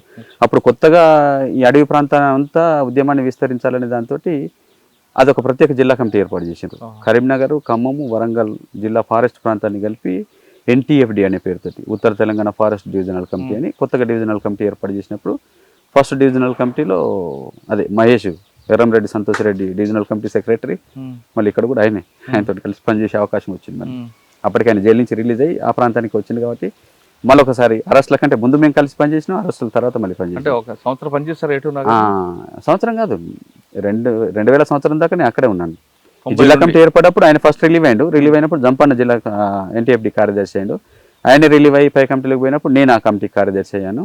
95 వరకు నేను కార్యదర్శి అయినా. 95లోనే ఉత్తర తెలంగాణ స్పెషల్ జోన్ NTHZC ఏర్పడింది కదా, ఆంధ్ర నుంచి విడదీసి అదొక రాష్ట్ర కమిటీ స్థాయి ఇవ్వడం జరిగింది. అదే టైంలో పోలీస్ మీద దాడి ఉంటుంది. 95 నుంచి 2000 వరకు 5 సంవత్సరాలు నేను NTHZC మెంబర్ గా పనిచేసాను. ఏటూరు నగరం స్టేషన్ మీద నేను పోయిన తర్వాత గణేష్ వాళ్ళు ఇప్పుడు చనిపోయిన ఉదయ్ నాయకత్వంలో ఏటూరు నగరం దాడి చేసిన. ఏటూరు నగర పోలీసు దాడికి ముందు ఏటూరు నగర్ లో ఒక ఆర్టీసీ బస్సును పేల్చాడు, ప్రయాణికులు చనిపోతారు. అది కూడా నేను డీకే ట్రాన్స్ఫర్ అయిన తర్వాత జరిగింది. నేను పరోక్షంగా విన్నాను రిపోర్టు. అది మిస్టేక్ లో జరిగింది. తర్వాత దాని మీద కూడా పార్టీ రివ్యూ చేసి అది తప్పు, వాస్తవంగా పోలీసు వాళ్ళు అనుకుని పేల్చారు. అది పోలీసు వాళ్ళు జాగ్రత్తగా తప్పుకోవడంతో సాధారణ జనం రావడం, ఆ జనం అందరూ కూడా మాకు ఆత్మీయులే, మా సంఘాలలో పనిచేసే వాళ్ళు, పరిచయం తిండి పెట్టినటువంటి కుటుంబాలే. ఆ విషయంలో పార్టీ కూడా చాలా దుఃఖానికి గురైంది. అదే మన ప్రజల్ని మనమే చంపుకున్నాం అనేది. అయితే అది మిస్టేక్ వల్ల జరిగింది, ఉద్దేశపూర్వకంగా జరిగింది కాదు. ఆ చేసినటువంటి మిస్టేక్ చేసిన వ్యక్తిని పార్టీ సస్పెండ్ చేసింది కదా, సస్పెండ్ చేస్తే ఆయన ఉన్నారు, ఆయన బయటకు వెళ్ళిపోయాడు. ఏటూరు నగరం వెళ్ళారండి మీరు? అదే 2000 వరకు నేను NTFD కార్యదర్శి, NTHZC మెంబర్ గా పనిచేశాను. తర్వాత 2000 చివరిలో దండకారణ్యం ట్రాన్స్ఫర్ అయ్యాను. అక్కడ ఎవరు బాధ్యులు మీకు? దండకారణ్యంలో అప్పటికి ఈ సోను సెక్రటరీగా ఉన్నాడు. దండకారణ్య ఎవరు? వేణుగోపాల్. అక్కడ ఎంతకాలం చేశారు సోను దగ్గర? మొత్తంగా నేను 2012 వరకు డీకే పాటు. సోను అని కాదు, అక్కడ ఉన్నటువంటి లీడర్షిప్ అంతా HZC అన్నప్పుడు మొత్తం జోన్ కంతా బాధ్యత వహిస్తుంది కదా. నేను ఇక్కడి నుంచి పోగానే నిర్దిష్టంగా నా వర్క్ డివిజన్ గడిచిరోలి జిల్లా కమిటీని ఒక 3 సంవత్సరాలు నేను గైడ్ చేసిన HZC మెంబర్గా. ఆ తర్వాత నేను ఇటు దక్షిణ బస్తర్ వైపు ట్రాన్స్ఫర్ అయ్యి దక్షిణ 13 సంవత్సరాలు ఉన్నారు కదా మీరు, 2000 నుంచి 2013 వరకు. ఈ 13 సంవత్సరాల్లో మీరు ప్రజల కోసం చేసిన ఒక కార్యక్రమాలు చెప్పడం బాగా మీకు మనసుకు నచ్చి ఇప్పటికైనా అరే ఇలా చేశాను సంతోషపడే సంగతి? ఇక 1-2 కాకుండా అక్కడ జంతన సర్కార్లనే నిర్మాణం చేసి గ్రామాలలో ఫారెస్ట్ దోపిడీకి వ్యతిరేకంగా పోరాడి వాళ్ళ దోపిడీ జులుమునంతా కూడా అనిచేసినాం. గ్రామాలలో పెత్తందారుల ఆధిపత్యాన్ని తీసేసినాం. ప్రజలకు మహిళల మీద ఉన్నటువంటి పితృస్వామ్య అణిచివేతను కూడా మేము తొలగించినాం. దాంతో మహిళలకు కూడా ఒక విముక్తి లాంటి ఫీలింగ్ వచ్చింది. తర్వాత ఇవన్నీ చేస్తూ అనేక అడవులు నరుక్కొని ప్రజలందరికీ భూమి లేని కుటుంబం లేకుండా పోయింది కదా పార్టీ వచ్చిన తర్వాత. అప్పటి వరకు ఫారెస్ట్ వాళ్ళ ఆధిపత్యంతో చిన్నగా అడవి నుంచి కట్టెల కోసం పొయ్యిల కట్టెలు తెచ్చుకున్నా కూడా పన్నులు కట్టించి ఇంట్లోకి వచ్చి బెదిరించి కొట్టుడు ఇవన్నీ చేసేవాళ్ళు కదా. అట్లాంటి దగ్గర నుంచి మొదలై అలాంటి దోపిడీ అంతా ఫారెస్ట్ వాళ్ళ దులుము తగ్గిపోయింది. ఊర్లలో ఉన్నటువంటి పెద్ద మనుషులు పెత్తందారుల దోపిడీ తగ్గిపోయింది. మహిళల మీద ఉన్నటువంటి అణిచివేత, పితృస్వామ్య అణిచివేత అది చాలా వరకు తగ్గిపోయింది. కాబట్టి ఇట్లా మహిళలు, రైతులు, కూలీలు, తర్వాత ఈ కూలీ రేట్ల పెంచడం, వెదురు కూలీ రేట్లు, తునికాకు రేట్లు, తర్వాత భూములు, అడవి భూములన్నీ కూడా నరుక్కొని భూమి లేని కుటుంబమే లేనటువంటి పరిస్థితి వచ్చింది. ప్రతి ఒక్కరికి 2 ఎకరాలు, 3 ఎకరాలు, 5 ఎకరాల వరకు కొట్టుకున్నారు. కాబట్టి ఇట్లా భూములు సంపాదించుకోవడము, కూలీ రేట్లు పెరగడం, ఈ వీళ్ళ మీద కొనసాగుతున్నటువంటి అణిచివేత తొలగిపోవడం అనేది ఇవన్నీ చాలా ముఖ్యమైనటువంటి పరిణామాలు వాళ్ళ జీవితంలో. కాబట్టి ఎందుకు దండకారణ్యం ఇన్నేళ్ళు నిలబడి అన్ని నిర్బంధాలను తట్టుకొని గ్రామాలు తగలబెట్టినా, మహిళల్ని అత్యాచారం చేసినా, వాళ్ళ పిల్లల్ని పెద్ద సంఖ్యలో ఎందుకు పంపారు జనాలే మీటింగులు పెట్టి నిర్ణయించి పోండ్రా బాబు మీరు మళ్ళీ తిరిగి రావద్దు, మీరు కొట్లాడాలని చెప్పి పంపినటువంటి గ్రామాలు అనేకం. ఒక్కొక్క గ్రామం నుంచి 40 నుంచి 60 మంది కూడా రిక్రూట్ అయినటువంటి గ్రామాలు ఉన్నాయి. కాబట్టి ఎందుకు వాళ్ళంతా పార్టీని ఓన్ చేసుకొని అంత పెద్ద సంఖ్యలో రిక్రూట్ చేసిండ్రు అని అంటే ప్రజలకు పార్టీ అట్లాంటి చైతన్యాన్ని కలిగించింది.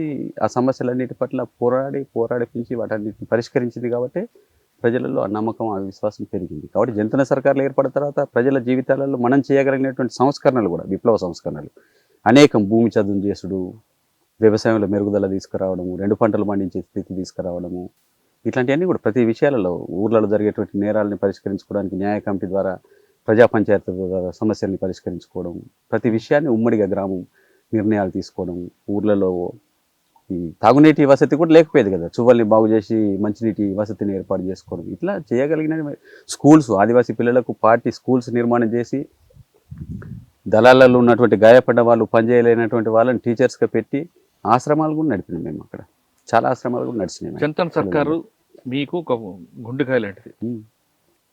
దండకార్యంలో మీరు చేసిన అభివృద్ధులు జంతన్ సర్కార్ ప్రధానంగా కనిపిస్తారు. కానీ అదే జంతన్ సర్కార్ మీద పోలీసుల వైపు నుంచి కూడా చాలా విమర్శలు ఉన్నాయి. మీరు చెప్పిన అన్ని కార్యక్రమాల్లో చెరువులు తవ్వించారు, మంచి కార్యక్రమం చేశారు. కానీ చెరువులు తవ్వించడమే కాదు, దానికి ఇంకా డెవలప్మెంట్ ఉంటుంది. కమర్షియల్ పంటలు పండించడానికి రైతులకి మీరు సరిగ్గా అవగాహన కల్పించలేదు ఒకటి. స్కూల్లో కూడా పిల్లలకి చదువు నేర్పారు, మంచి కార్యక్రమం. కానీ ఆ స్కూల్లో ప్రభుత్వానికి వ్యతిరేకం పాఠాలు చెప్పడంలో ఎక్కువ ప్రాధాన్యత ఇచ్చారు, అదొకటి.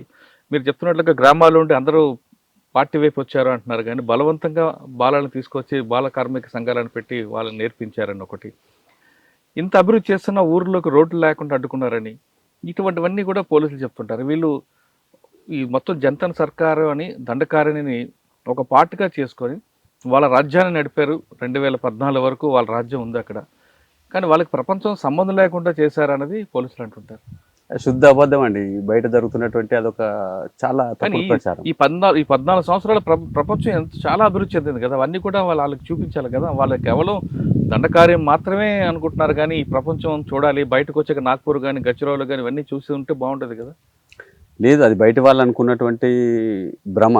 పోలీసులు చేస్తున్న తప్పుడు ప్రచారాన్ని నమ్మి అట్లా అనుకుంటున్నారు. కానీ పార్టీ ఎప్పుడూ మేము చదువుల కోసం వాళ్ళని బయటికి పంపినటువంటి పిల్లలు కూడా చాలా మంది ఉన్నారు. మేము చెప్పగలిగిన మేరకు 3rd క్లాస్ 5th క్లాస్ మీరు ప్రజా వ్యతిరేక పాఠాలు చెప్పినట్టున్నారు కదా, మా సిలబస్ అంతా కూడా మీరు రెఫర్ చేయండి.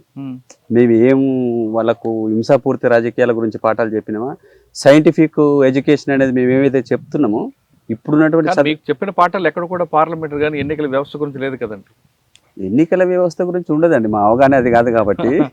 కానీ నువ్వు సైంటిఫిక్ ఎడ్యుకేషన్ పిల్లలకు ఏం స్త్రీ పురుషులు కొద్దిమంది అద్భుతంగా వాటిని ఎంతో మెచ్చుకున్నటువంటి వాళ్ళు కూడా ఉన్నారు. ఇటు మహిళ ఏం పని చేయాలి, పురుషుడు ఏం పని చేయాలి, తరతరాలుగా వస్తున్నటువంటిది. నాగలి దున్నడం పురుషుడు అనుకుంటారు కదా, కానీ అక్కడ మనం చెప్పే పాఠాలలో చందు నాగలి దున్నుతున్నాడు, అది ఇంకొక మహిళ పేరు తోటి అట్లా ఉంటుంది అనమాట. అంటే ఈ చేసే దాంట్లో చిన్నప్పటి నుంచి వరకు మగ తేడా లేదు, ఎవరైనా పని చేసి చెప్పారు. కానీ నాగలి దున్నడం ఎప్పుడు పురాతన కాలం కదా, ఆ ట్రాక్టర్లు వచ్చే చాలా లేటెస్ట్ టెక్నాలజీ వచ్చింది కదా, అవి ఎందుకు పరిచయం చేయలేదు? ఆ స్థితికి వచ్చటానికే ఈ టైం పట్టింది. అవన్నీ ఇంకా చేసేవాళ్ళం, మేము చేయొద్దనేటువంటి మేము ఎక్కడ అబ్జెక్షన్ చేయలేదు. మేము ట్రాక్టర్లు ఉపయోగించడం కూడా మొదలు పెట్టినాం ఆ టైంకు. కానీ అప్పటికి మా ట్రాక్టర్లు తిరగలేని పరిస్థితి వచ్చేసింది కదా ఈ నిర్బంధం మూలంగా. గ్రామాలలో కూడా మనం ట్రాక్టర్లను అనుమతి ఇచ్చినాం, అట్లాంటి వాటిని కూడా ఉపయోగించుకోవాలనే అవగాహనతో దాంతో కూడా కానీ దగ్గరలో ఉన్న పట్టణాలకి రహదారి సౌకర్యం లేకుండా చేశారు. కరెంట్ లేదు, రహదారి సౌకర్యం లేదు. చిన్న చిన్న రోడ్లు మేము కూడా వేసినాం. డాంబర్ రోడ్లు వేసే శక్తి మాకు లేదు. అయితే రోడ్లు చిన్న చిన్న అవసరాల మేరకు ఉన్నటువంటి రోడ్లను మనం ఎప్పుడు వ్యతిరేకించలేదు. కానీ మీకు జంతన్ సర్కార్కి దండకారంలో మంచి పట్టు ఉంది, అందులో ఎవ్వరు కాదంటారు. ఆ పట్టుని మీరు ఆసరాగా తీసుకొని ప్రభుత్వాన్ని మీ దగ్గర పిలిపించి ఇటువంటి కార్యక్రమాలు చేపట్టుంటే ఇంకా పట్టు ఉండేది కదా మీకు. అట్లా వింటదని అనుకుంటున్నారా మీరు కూడా? నిజంగా ప్రభుత్వం వీళ్ళ ముందు వాళ్ళని పెడతారు, వాళ్ళని పెట్టి వాళ్ళ ద్వారా చేసుకొని ఉంటే ఇంకా మీకు పట్టుండేది కదా. మేము అట్లా కూడా అనుకొని అట్లా ఆహ్వానించినాం, కానీ అట్లా వాళ్ళు సిద్ధంగా లేరు. అట్లా చేస్తే క్రెడిట్ మాకు వస్తుంది అనే దగ్గర నుంచి చేయడానికి వాళ్ళే నిరాకరించారు. మేము అట్లా కూడా చేయడానికి సిద్ధంగా ఉండి అట్లా కూడా ఆహ్వానించాం. అంటే సమీప గ్రామాల్లో మీరు అనుకున్న ఆదివాసులను లేదా ఇంకో వ్యక్తిని నిలబెట్టి ప్రజాస్వామ్యబద్ధంగా ఎన్నికల్లో పోటీ చేయించి వాళ్ళ ద్వారా వాళ్ళ గొంతును వినిపించుంటే ఖచ్చితంగా ప్రభుత్వం మీ దగ్గరకు వచ్చి ఉండేదని కొంతమంది అంటుంటారు. కానీ మీరు కేవలం ఈ దండకార్యమే ప్రపంచం అనుకుని నమ్మబట్టే ఈరోజు పార్టీ దూరం అయిపోయింది. అది కాదండి, అది కానీ పార్టీ ఒకప్పుడు మీరు అన్నట్లుగా గ్రామాలు, పట్టణాలు, మైదాన ప్రాంతాల్లో ఉన్న మంచి పట్టున్న పార్టీ క్రమేపీ ఇవన్నీ ఈ 3 వర్గాలు దూరం అయ్యి కేవలం ఆదివాసీలకు మాత్రమే పరిమితం అయిపోయింది. అదొక కారణము. ఇది పార్టీ కూడా రివ్యూ చేసింది. అంటే మైదాన ప్రాంతాలలో, పట్టణాలలో ఉండి అప్పుడు తీవ్రంగా నష్టపోవడం మూలంగా ఇక్కడున్న మిగిలిన శక్తులనైనా మనం కాపాడుకోవాలనే ఉద్దేశంతో పార్టీ వీళ్ళందరినీ రిట్రీట్ చేసి అడవి ప్రాంతానికి తీసుకొచ్చింది. కానీ అదే అడవుల్లో కొన్ని ఫ్యాక్టరీస్ ఉన్నాయి, లాయిడ్ కంపెనీ కానీ ఇటువంటి. బయట ఉన్నప్పుడు మీకు ప్రతి కార్మిక సంఘంలో కూడా ప్రతి కంపెనీ దగ్గర కార్మిక సంఘం ఉండేది, మీకు మంచి పట్టు ఉండేది, సింగరేణి లాంటిది అని కుదరదు. కానీ అక్కడ ఉన్న కంపెనీలో ఒక ఎర్ర జెండా కూడా కనపడదు. ఎందుకండి అక్కడ కూడా మేము పట్టణాలకు విస్తరించలేదు, ఆదివాసీ గ్రామాల ఉంటుంది. దండకారణ్యంలో దండకారణ్యం గచ్చిరోలే కానీ కొన్ని కంపెనీలు ఉన్నాయి అక్కడ. మరి మేమున్న ప్రాంతంలో లేవు. గచ్చిరోలు లాయిడ్ కంపెనీ ఉంది కదండి. లైట్ కంపెనీ ప్రారంభం అవుతున్నప్పుడు మేము దాన్ని వ్యతిరేకించినాం. గ్రామాలలో ప్రజలు దానికి వ్యతిరేకంగా పోరాడారు. కానీ మరి స్టాండర్డ్ అయిపోయింది కదా అది. బలవంతంగా పెట్టబడ్డది. అప్పుడు ప్రజలు పెట్టిన తర్వాత కూడా అక్కడ ఒక ఎర్ర జెండా కనబడదు కదా, కార్మిక సంఘం ఉండదు. అదే విధంగా ఏఓబి తీసుకోండి, అక్కడ ఎస్ఆర్ పైప్ లైన్స్ ఉన్నాయి, అక్కడ కూడా కార్మిక సంఘం కనబడదు. అంటే మీకు ప్రధాన పట్టు అనేది ఇక్కడ ఫ్రంటల్ ఆర్గనైజేషన్ కదా, అది ఎందుకు క్రమేపీ దూరం అవుతుంది? ఆ విషయాన్ని పార్టీ ఎందుకు గుర్తించలేకపోయింది? పార్టీ గుర్తించింది.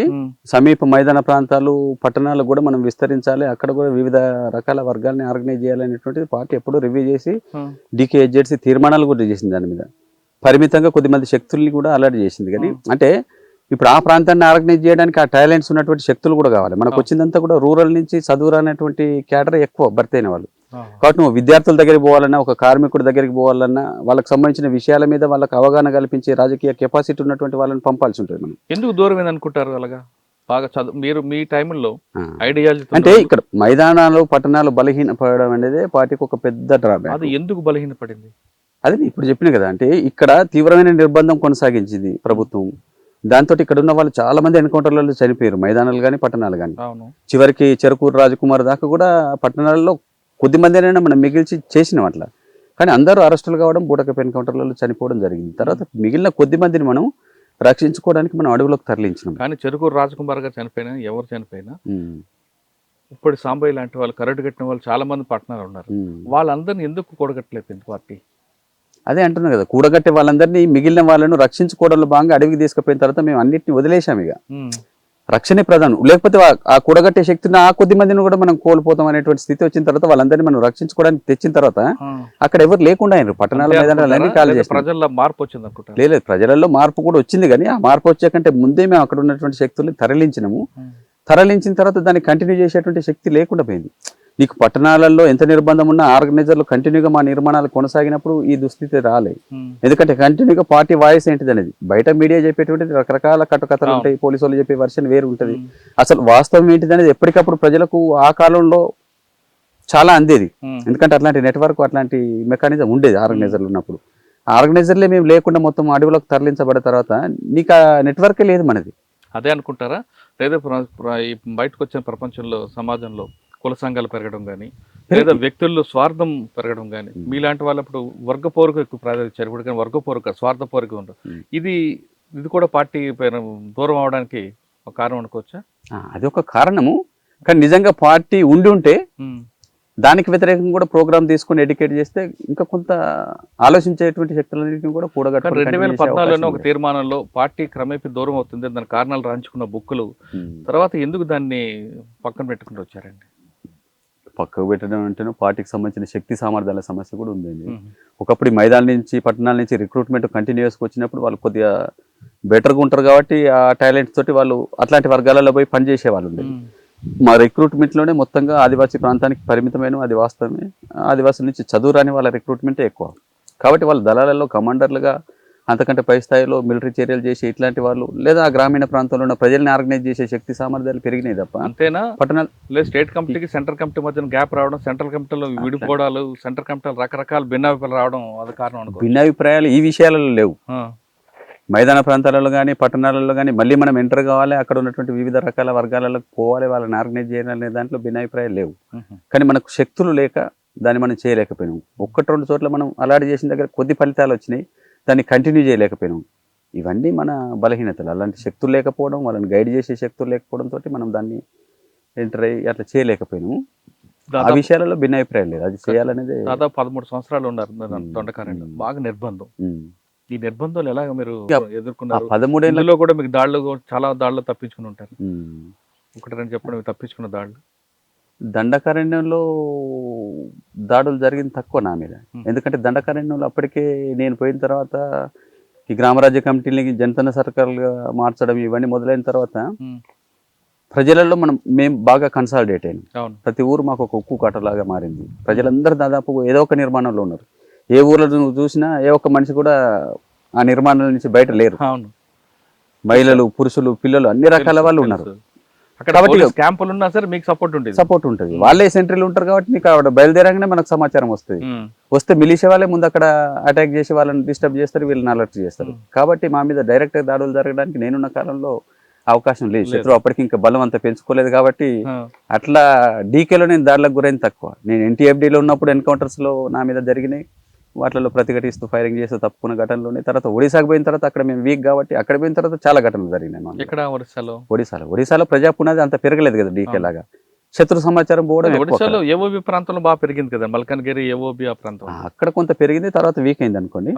మేము పోయినటువంటి ప్రాంతంలో అక్కడ కూడా ఒక 2 years వరకు బాగా ప్రజలలో ప్రభావం పడింది. మీకు పనిచేసిన ప్రాంతంలో కూడా కొంచెం ప్రజల సపోర్ట్ ఉండాలి. నౌపాడ గానీ గరియాబాద్ ఇటు ప్రాంతాల్లో ఉన్నారు. 2-3 సంవత్సరాల వరకు చాలా సపోర్ట్ ఉంది. అక్కడ కూడా ఇదే నిర్బంధం మొదలై క్యాంపులు వేయడం, తర్వాత సహకరించిన వాళ్ళని అరెస్ట్ చేయడం, జైలు పెట్టడం ప్రారంభమైన తర్వాత మళ్ళీ ప్రజల్లో కొంత భయాందోళనలు నెలకొని ఆ ఒరిస్సాలో తప్పించుకున్న ఘటన చెప్పండి. మేమే దాడి నుంచి ఎన్కౌంటర్లు చాలా జరిగినాయి, ఒకటి కాదు. ఇప్పుడు నేను చివరికైతే 23లో కులాడి ఘటన నేను రాసి పంపినటువంటిది ఒకటి ఉండదు. చలపతి చనిపోయిన ఘటన, అదొక పెద్ద ఇన్సిడెంట్ కదా. చెప్పండి. చలపతి గారు ఎలా చనిపోయారు? 16 మంది అమరులైనటువంటిది. మేము డివిజన్ ప్లీనం జరపాలనేటువంటి ఈ డివిజన్ ప్లీనం జరపడానికి కూడా వాస్తవంగా నేను వ్యతిరేకించాను, నా భిన్నాభిప్రాయం అది. ఖగార్ ఆపరేషన్ స్టార్ట్ అయిన తర్వాత ఇలాంటి మనం ఈ పెద్ద మొత్తంలో మొబిలైజేషన్ అనేటువంటి ప్రోగ్రామ్సే పెట్టుకోవద్దు. చిన్న చిన్న టీములుగా విడిపోయి ఈ 2 ఏళ్ళు ఖగార్ ఆపరేషన్ పూర్తి అయ్యేంత వరకు కూడా కేవలం మనం ఉత్తర ప్రత్యుత్తరాల సంబంధాలలో ఉంటూ ఖగారు పూర్తయినక్కడే మళ్ళీ కలవాలి అనేటువంటిది నా అవగాహన. కానీ మీ అవగాహన మంచిదే, కానీ చలపతి అతని భార్య ఇద్దరు కలిపి ఫోటోలు దిగడం, ల్యాప్టాప్లు ఉండడం, అదే ఒక మైనస్ అయింది అనేది. అది ఫోటో పోతే దాంతో ల్యాప్టాప్ వాడడం, ఆ సిగ్నల్ ద్వారా ఆయనకి ట్రాక్ చేసి ఆయన చనిపోయిన ఘటన వేరు. నేను దాని గురించి చాలా డీటెయిల్గా రిపోర్ట్ రాసి పంపాను బయటకు వచ్చేకంటే ముందే. ఆ ఘటనలో ఆ ఫోటో కానీ ఆ కనెక్షన్స్ కానీ అవన్నీ బయటకు చెప్పే కారణాలు వేరండి. వాస్తవంగా జరిగినటువంటిది ఎవరు నీకు బయటకు చెప్పారు, ఎట్లా జరిగింది. మీ సోర్స్ని దాచుకోవడం అనేది అది కామన్ కదా. పార్టీలో ఉండే ఇంటెలిజెన్స్ కానీ ఎవరైనా కూడా వాళ్ళ తిరుపతి ఘటన అది నేను చెప్తున్నా. డివిజన్ ప్లీనం జరపాలనే సన్నాహాలలో భాగంగా మేమంతా జమై ఉన్నాం అక్కడ. చలపతి, నేను, ఆ కులాడి ఘాటి అనే ప్రాంతం. కులాడి ఘాటి ఒక గ్రామ పంచాయతీ నవపాడ జిల్లాలో వస్తుంది. ఛత్తీస్గఢ్ ఈ ఒడిశా బార్డర్లో, గరియాబంద్ నవపాడ జిల్లాలో బార్డర్ ప్రాంతం అది. ఆ కులాడి ఘాటి అనేటువంటిది అక్కడ హిల్స్ ఉంటాయి అన్నమాట కంటిన్యూస్గా. అక్కడ అప్పటికే శత్రువు కేంద్రీకరణ క్యాంపులు వేసారు, స్పెషల్ బ్యాచెస్ తయారు చేసిన తర్వాత నిరంతరం కూంబింగ్ జరుగుతున్నాయి. ఆ ప్రాంతంలో ఆ టైంలో అట్లాంటి ప్రోగ్రామ్ పెట్టుకోవడమే అసలు తప్పు. అయినప్పటికీ ఆల్రెడీ కమిటీ ఒక నిర్ణయం చేసుకున్నాం కాబట్టి దాన్ని కంటిన్యూ చేయడంలో భాగంగా మేము అక్కడక్కడే టచ్ ఆడుతూ ఈ సన్నాహాలన్నీ చేసుకున్నాం. ప్రిపరేషన్ అంతా, ఈ ప్రిపరేషన్ చేస్తున్నదంతా వాచ్ చేస్తున్నాడు శత్రువు.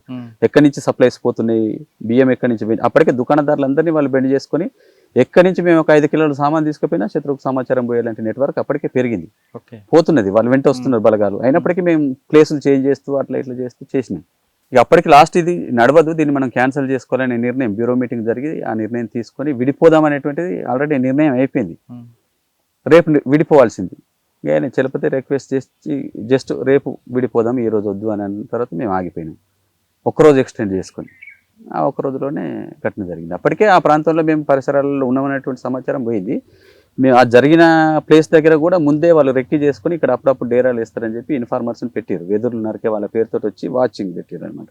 వీటికి వచ్చినప్పుడు చెప్పాలి. జరిగిందండి ఘటన తెల్లవారుజామున 5 గంటలకే బ్యాచెస్ మొత్తం అనేక వలయాలుగా చుట్టుముట్టారు. మేము సాయంత్రం వస్తున్నప్పుడే 6 గంటల టైంలో వెదురులు నరికే వాళ్ళు కలిసిండ్రు అనమాట. అప్పటికి మాకు చర్చ జరిగింది, అసలు వీళ్ళు ఎవరు ఉండొచ్చా మనం ఇక్కడి నుంచి పోవాలన్నా అని. అంటే వీళ్ళు లోకల్ వాళ్ళు ఏమన్నారంటే, లేదు మనకు కలిసే వాళ్ళే, నమ్మొచ్చు, మనం పొద్దున్న లేచి పోయేదే కాబట్టి ఉండొచ్చు అని. అంటే మేము ఆ నమ్మకంతో ఆగినాం. వాళ్ళు పోయిన ఇన్ఫర్మేషన్ ఇచ్చింది సాయంత్రం 6 గంటలకు. కాబట్టి వాళ్ళు 2 రాష్ట్రాల పోలీసు వాళ్ళంతా ఆర్గనైజ్ అయ్యి అనేక వలయాలుగా, ఆ టెరైన్ కూడా అంత మంచిది కాదు. 2 వైపులా పెద్ద 2 లోయలు ఉంటాయి అన్నమాట. వాటిని ఎక్కడ పడితే అక్కడ క్రాస్ చేయరాదు. ఎక్కడెక్కడైతే క్రాస్ చేయగలుగుతాం అక్కడల్లో ఒక ప్లాటూన్ ఫోర్సెస్ని ఎంగేజ్ చేసి మొత్తం సీల్ చేసేసింది అనమాట. ఒకవైపు మొత్తం పెద్ద రాజు కోటల్ లాంటి అది గుట్ట ఉంటుంది అనమాట, కట్ అయినట్టు, దాన్ని ఎక్కలేము అట్లా. మిగతా ఇవంతా 2 నాలాలు ఉంటాయి, వీటిని కూడా మనం ఎక్కడంటే అక్కడ చేయలేము. ఆ కింది వైపే క్రాస్ చేసేటువంటి 2-3 ప్లేసులు ఉంటాయి. వాళ్ళు ఇదంతా ఒక పథకం ప్రకారం రెక్కి చేసుకొని మేము ఈ 2 నాలాలకు యువతల వైపు ఉన్నాం. ఇటువైపు నుంచి వచ్చింది అనమాట ఒక బ్యాచ్. వచ్చి వాళ్ళు ఫైరింగ్ చేయకుండా చుట్టుముట్టినట్టుగా శబ్దాలు చేయడంతో మేము అలర్ట్ అయి తెల్లవారుజామున. మీరు ఉన్నారా? నేను కూడా ఉన్నాను ఘటనలో. ఆ నది దాటేసి అటువైపు పోయినాం అన్నట్టు. అటువైపు పోయి అవతల నది కూడా దాటేసి వెళ్ళిపోవాలనేది మా నిర్ణయం.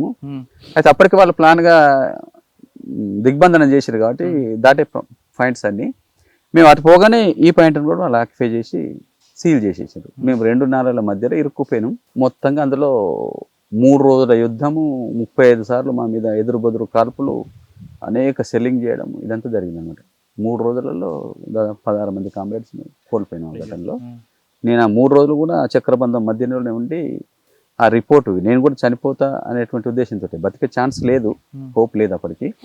ఆ ఉద్దేశంతో ఈ ఘటన ఎందుకు జరిగింది, ఎట్లా జరిగింది అనేది బయట ప్రపంచానికి తెలవాలని అక్కడే నా దగ్గర మొబైల్ ఉండేది, నేను టైప్ చేసేది కాబట్టి ఈ రిపోర్ట్ అంతా కూడా నేను అక్కడ నుండి టైప్ చేసి బయటికి పంపాలనే ఉద్దేశంతో ప్రిపేర్ చేసిన తర్వాత 3వ రోజు ఈ బలగాలన్నీ విత్డ్రా అయిన తర్వాత నేను అక్కడి నుంచి ఎస్కేప్ అయి బయటకు వచ్చి మళ్ళీ ఆర్వీ ప్లేస్లో మిగతా తప్పుకున్న వాళ్ళందరం కలుసుకొని ఆ తర్వాత ఒక 4-5 రోజులకి నేను ఊరు సింపతైజర్ మొబైల్ ద్వారా ఇంటర్నెట్కి పంపి అట్లా బయటికి పంపాను రిపోర్ట్. అట్లా ఆ ఘటనలో 16 మంది నా చుట్టూ. 3 రోజుల్లో చలపతి గారి బాడీని తీసుకున్నారా లేదా పోలీసులు తీసుకెళ్ళిపోయారా? పోలీసులు ఈ 16 మంది ఎవరికి తీసుకుపోలేదు, నేను తీసుకుపోయే ఛాన్సే లేదు. అక్కడి నుంచి బతికే ఛాన్స్ లేదు, వాళ్ళ శవాలని తీసుకుపోయే పరిస్థితి లేదు. కానీ మీకు ఎప్పుడు తెలిసింది చలపతి గారు అమరాడని? ఎప్పుడు తెలియడం ఏంటి, మేము 16 మంది మా సహచరులందరూ మా చుట్టూతోనే చనిపోయారు. మేము ఈ వలయాన్ని బ్రేక్ చేసుకుని ఏదో ఒక పద్ధతులలో బయటికి పోవాల్సిందే, వేరే మార్గం లేదు. అప్పటికి 3 రోజులు మేము వరుసగా గోలుగా తిరిగాము. ఎక్కడికి పోయినా కూడా బ్యాచ్ తోటి ఫైరింగ్ జరిగింది. 30 సార్లు ఫైరింగ్ అంటున్నాను కదా, షెల్లింగ్ చేసారు మేము. కాబట్టి ఏమనుకున్నామంటే ఈ రాత్రి చీకటిని ఉపయోగించుకొని ఒక దగ్గర ఏదో ఒక దగ్గర గండి కొట్టుకొని మనం వెళ్ళిపోవాలి. చచ్చిపోయే వాళ్ళు చచ్చిపోతారు, బతికే వాళ్ళు బతుకుతారు. మీతో పాటు ఎంతమంది ఉన్నారు? మేము మొత్తం టీము 46 మంది. 46 మంది టీము. అందులో 16 మంది చనిపోయి 30 మందిని తప్పించుకున్నాం మేము. 3 రోజుల యుద్ధంలో అన్ని బలగాలు చుట్టుముట్టిన 30 మందిని బయటపడడం అనేది మామూలు విషయం కాదు. 16 మంది చనిపోయారు. అయితే బ్రేకింగ్ చేయాలనేటువంటి దాడిలో మేము అందరం పోయినాం కలిసే. మాకంటే ముందు ఒక టీం ఉంది, 5గురు, మేమంతా వాళ్ళ వెనకాల ఉన్నాం. ఎంత చేసినా చీకట్లో కాబట్టి వాళ్ళు మంచి కవర్లలో ఉన్నారు, వాళ్ళకు తూటాల సమస్య లేదు, షెల్స్ సమస్య లేదు. మా దగ్గర అప్పటికే అనేక సార్లు ఫైరింగ్ జరిగి తూటాలన్నీ కూడా అయిపోయినా మేము ధైర్యంతో పోయినాము. దగ్గర దాకా పోయి ఫైరింగ్ చేసినా కూడా వాళ్ళు మాకు ఛాన్స్ ఇవ్వలేదు. ఎవరు చేశారండి అప్పుడు? పోలీసులు ఛత్తీస్గఢ్లో 2 రాష్ట్రాలు వాళ్ళు సమన్వయంతో చేసింది. మీకు ఆ ప్రాంతంలో బాగా ఇబ్బంది పెట్టిన పోలీస్ ఆఫీసర్ ఎవరు? ఇంకా ఒక్కరేంది, ఆ ప్రాంతాలలో పనిచేస్తున్న అందరూ ఒకరి తర్వాత ఒకరు నిర్బంధాన్ని కంటిన్యూ చేశారు. ఎవరో బయటకు వచ్చారు. దీనికి రిటాలియేషన్ చేయాలనుకున్నారా? అప్పటికి రిటాలియేషన్ చేసేటువంటి పరిస్థితులు లేవు. ఆత్మరక్షణ చేసుకోవడం ఎట్లా అనేదే చేసుకోలేని స్థితి వచ్చింది అప్పటికి. కాబట్టి రిటాలియేషన్ సమస్య లేదు. అంతకుముందు కాలంలో జరిగిన వాటికి అట్లా చేసినాము, అవకాశం ఉన్నప్పుడు, మన బలం ఉన్నప్పుడు. కానీ 2 years జరిగినటువంటి కగార్ ఆపరేషన్లో మళ్ళీ మనం ప్రతిఘటన గురించి ఆలోచించే ఛాన్స్ లేదు. కాబట్టి అది జరిగిన తర్వాత వరుసగా అనేకం అట్లాంటి వలయాలలో తప్పుకోవడం, ఆత్మరక్షణ చేసుకోవడం అనేటువంటిదే గగనంగా మారినటువంటి స్థితిలో వెంటనే ప్రతిఘటన. సార్ ఆ టైంలో మల్లోజ్ వేణుగోపాల్ గారు లెటర్ రాశారు, మన పార్టీని లీగలైజ్ చేద్దాం, తప్పుకుందాం. ఆ లెటర్ని దేవ్జీ గారితో పాటు కొంతమంది మీలాంటి వాళ్ళు వ్యతిరేకించారు. మరి తిరిగి బయటికి రావాలనుకున్నారు? మా దాకా ఆ లెటర్ రాలేదు, నాకు చేరలేదు. నేను బయటకు వచ్చిన తర్వాత నాకు మహాసముద్ర ఎస్పీ ఇచ్చింది. అడిగితే నేను మహాసముద్ర ఎస్పీ వాళ్ళు ఇట్లనే అన్నారు, ఈ సోన్ రాసిన లెటర్ చూసిన 21 పేజీలు అంటే అప్పటికి నాకు రాలేదు సోన్ ఉత్తరం.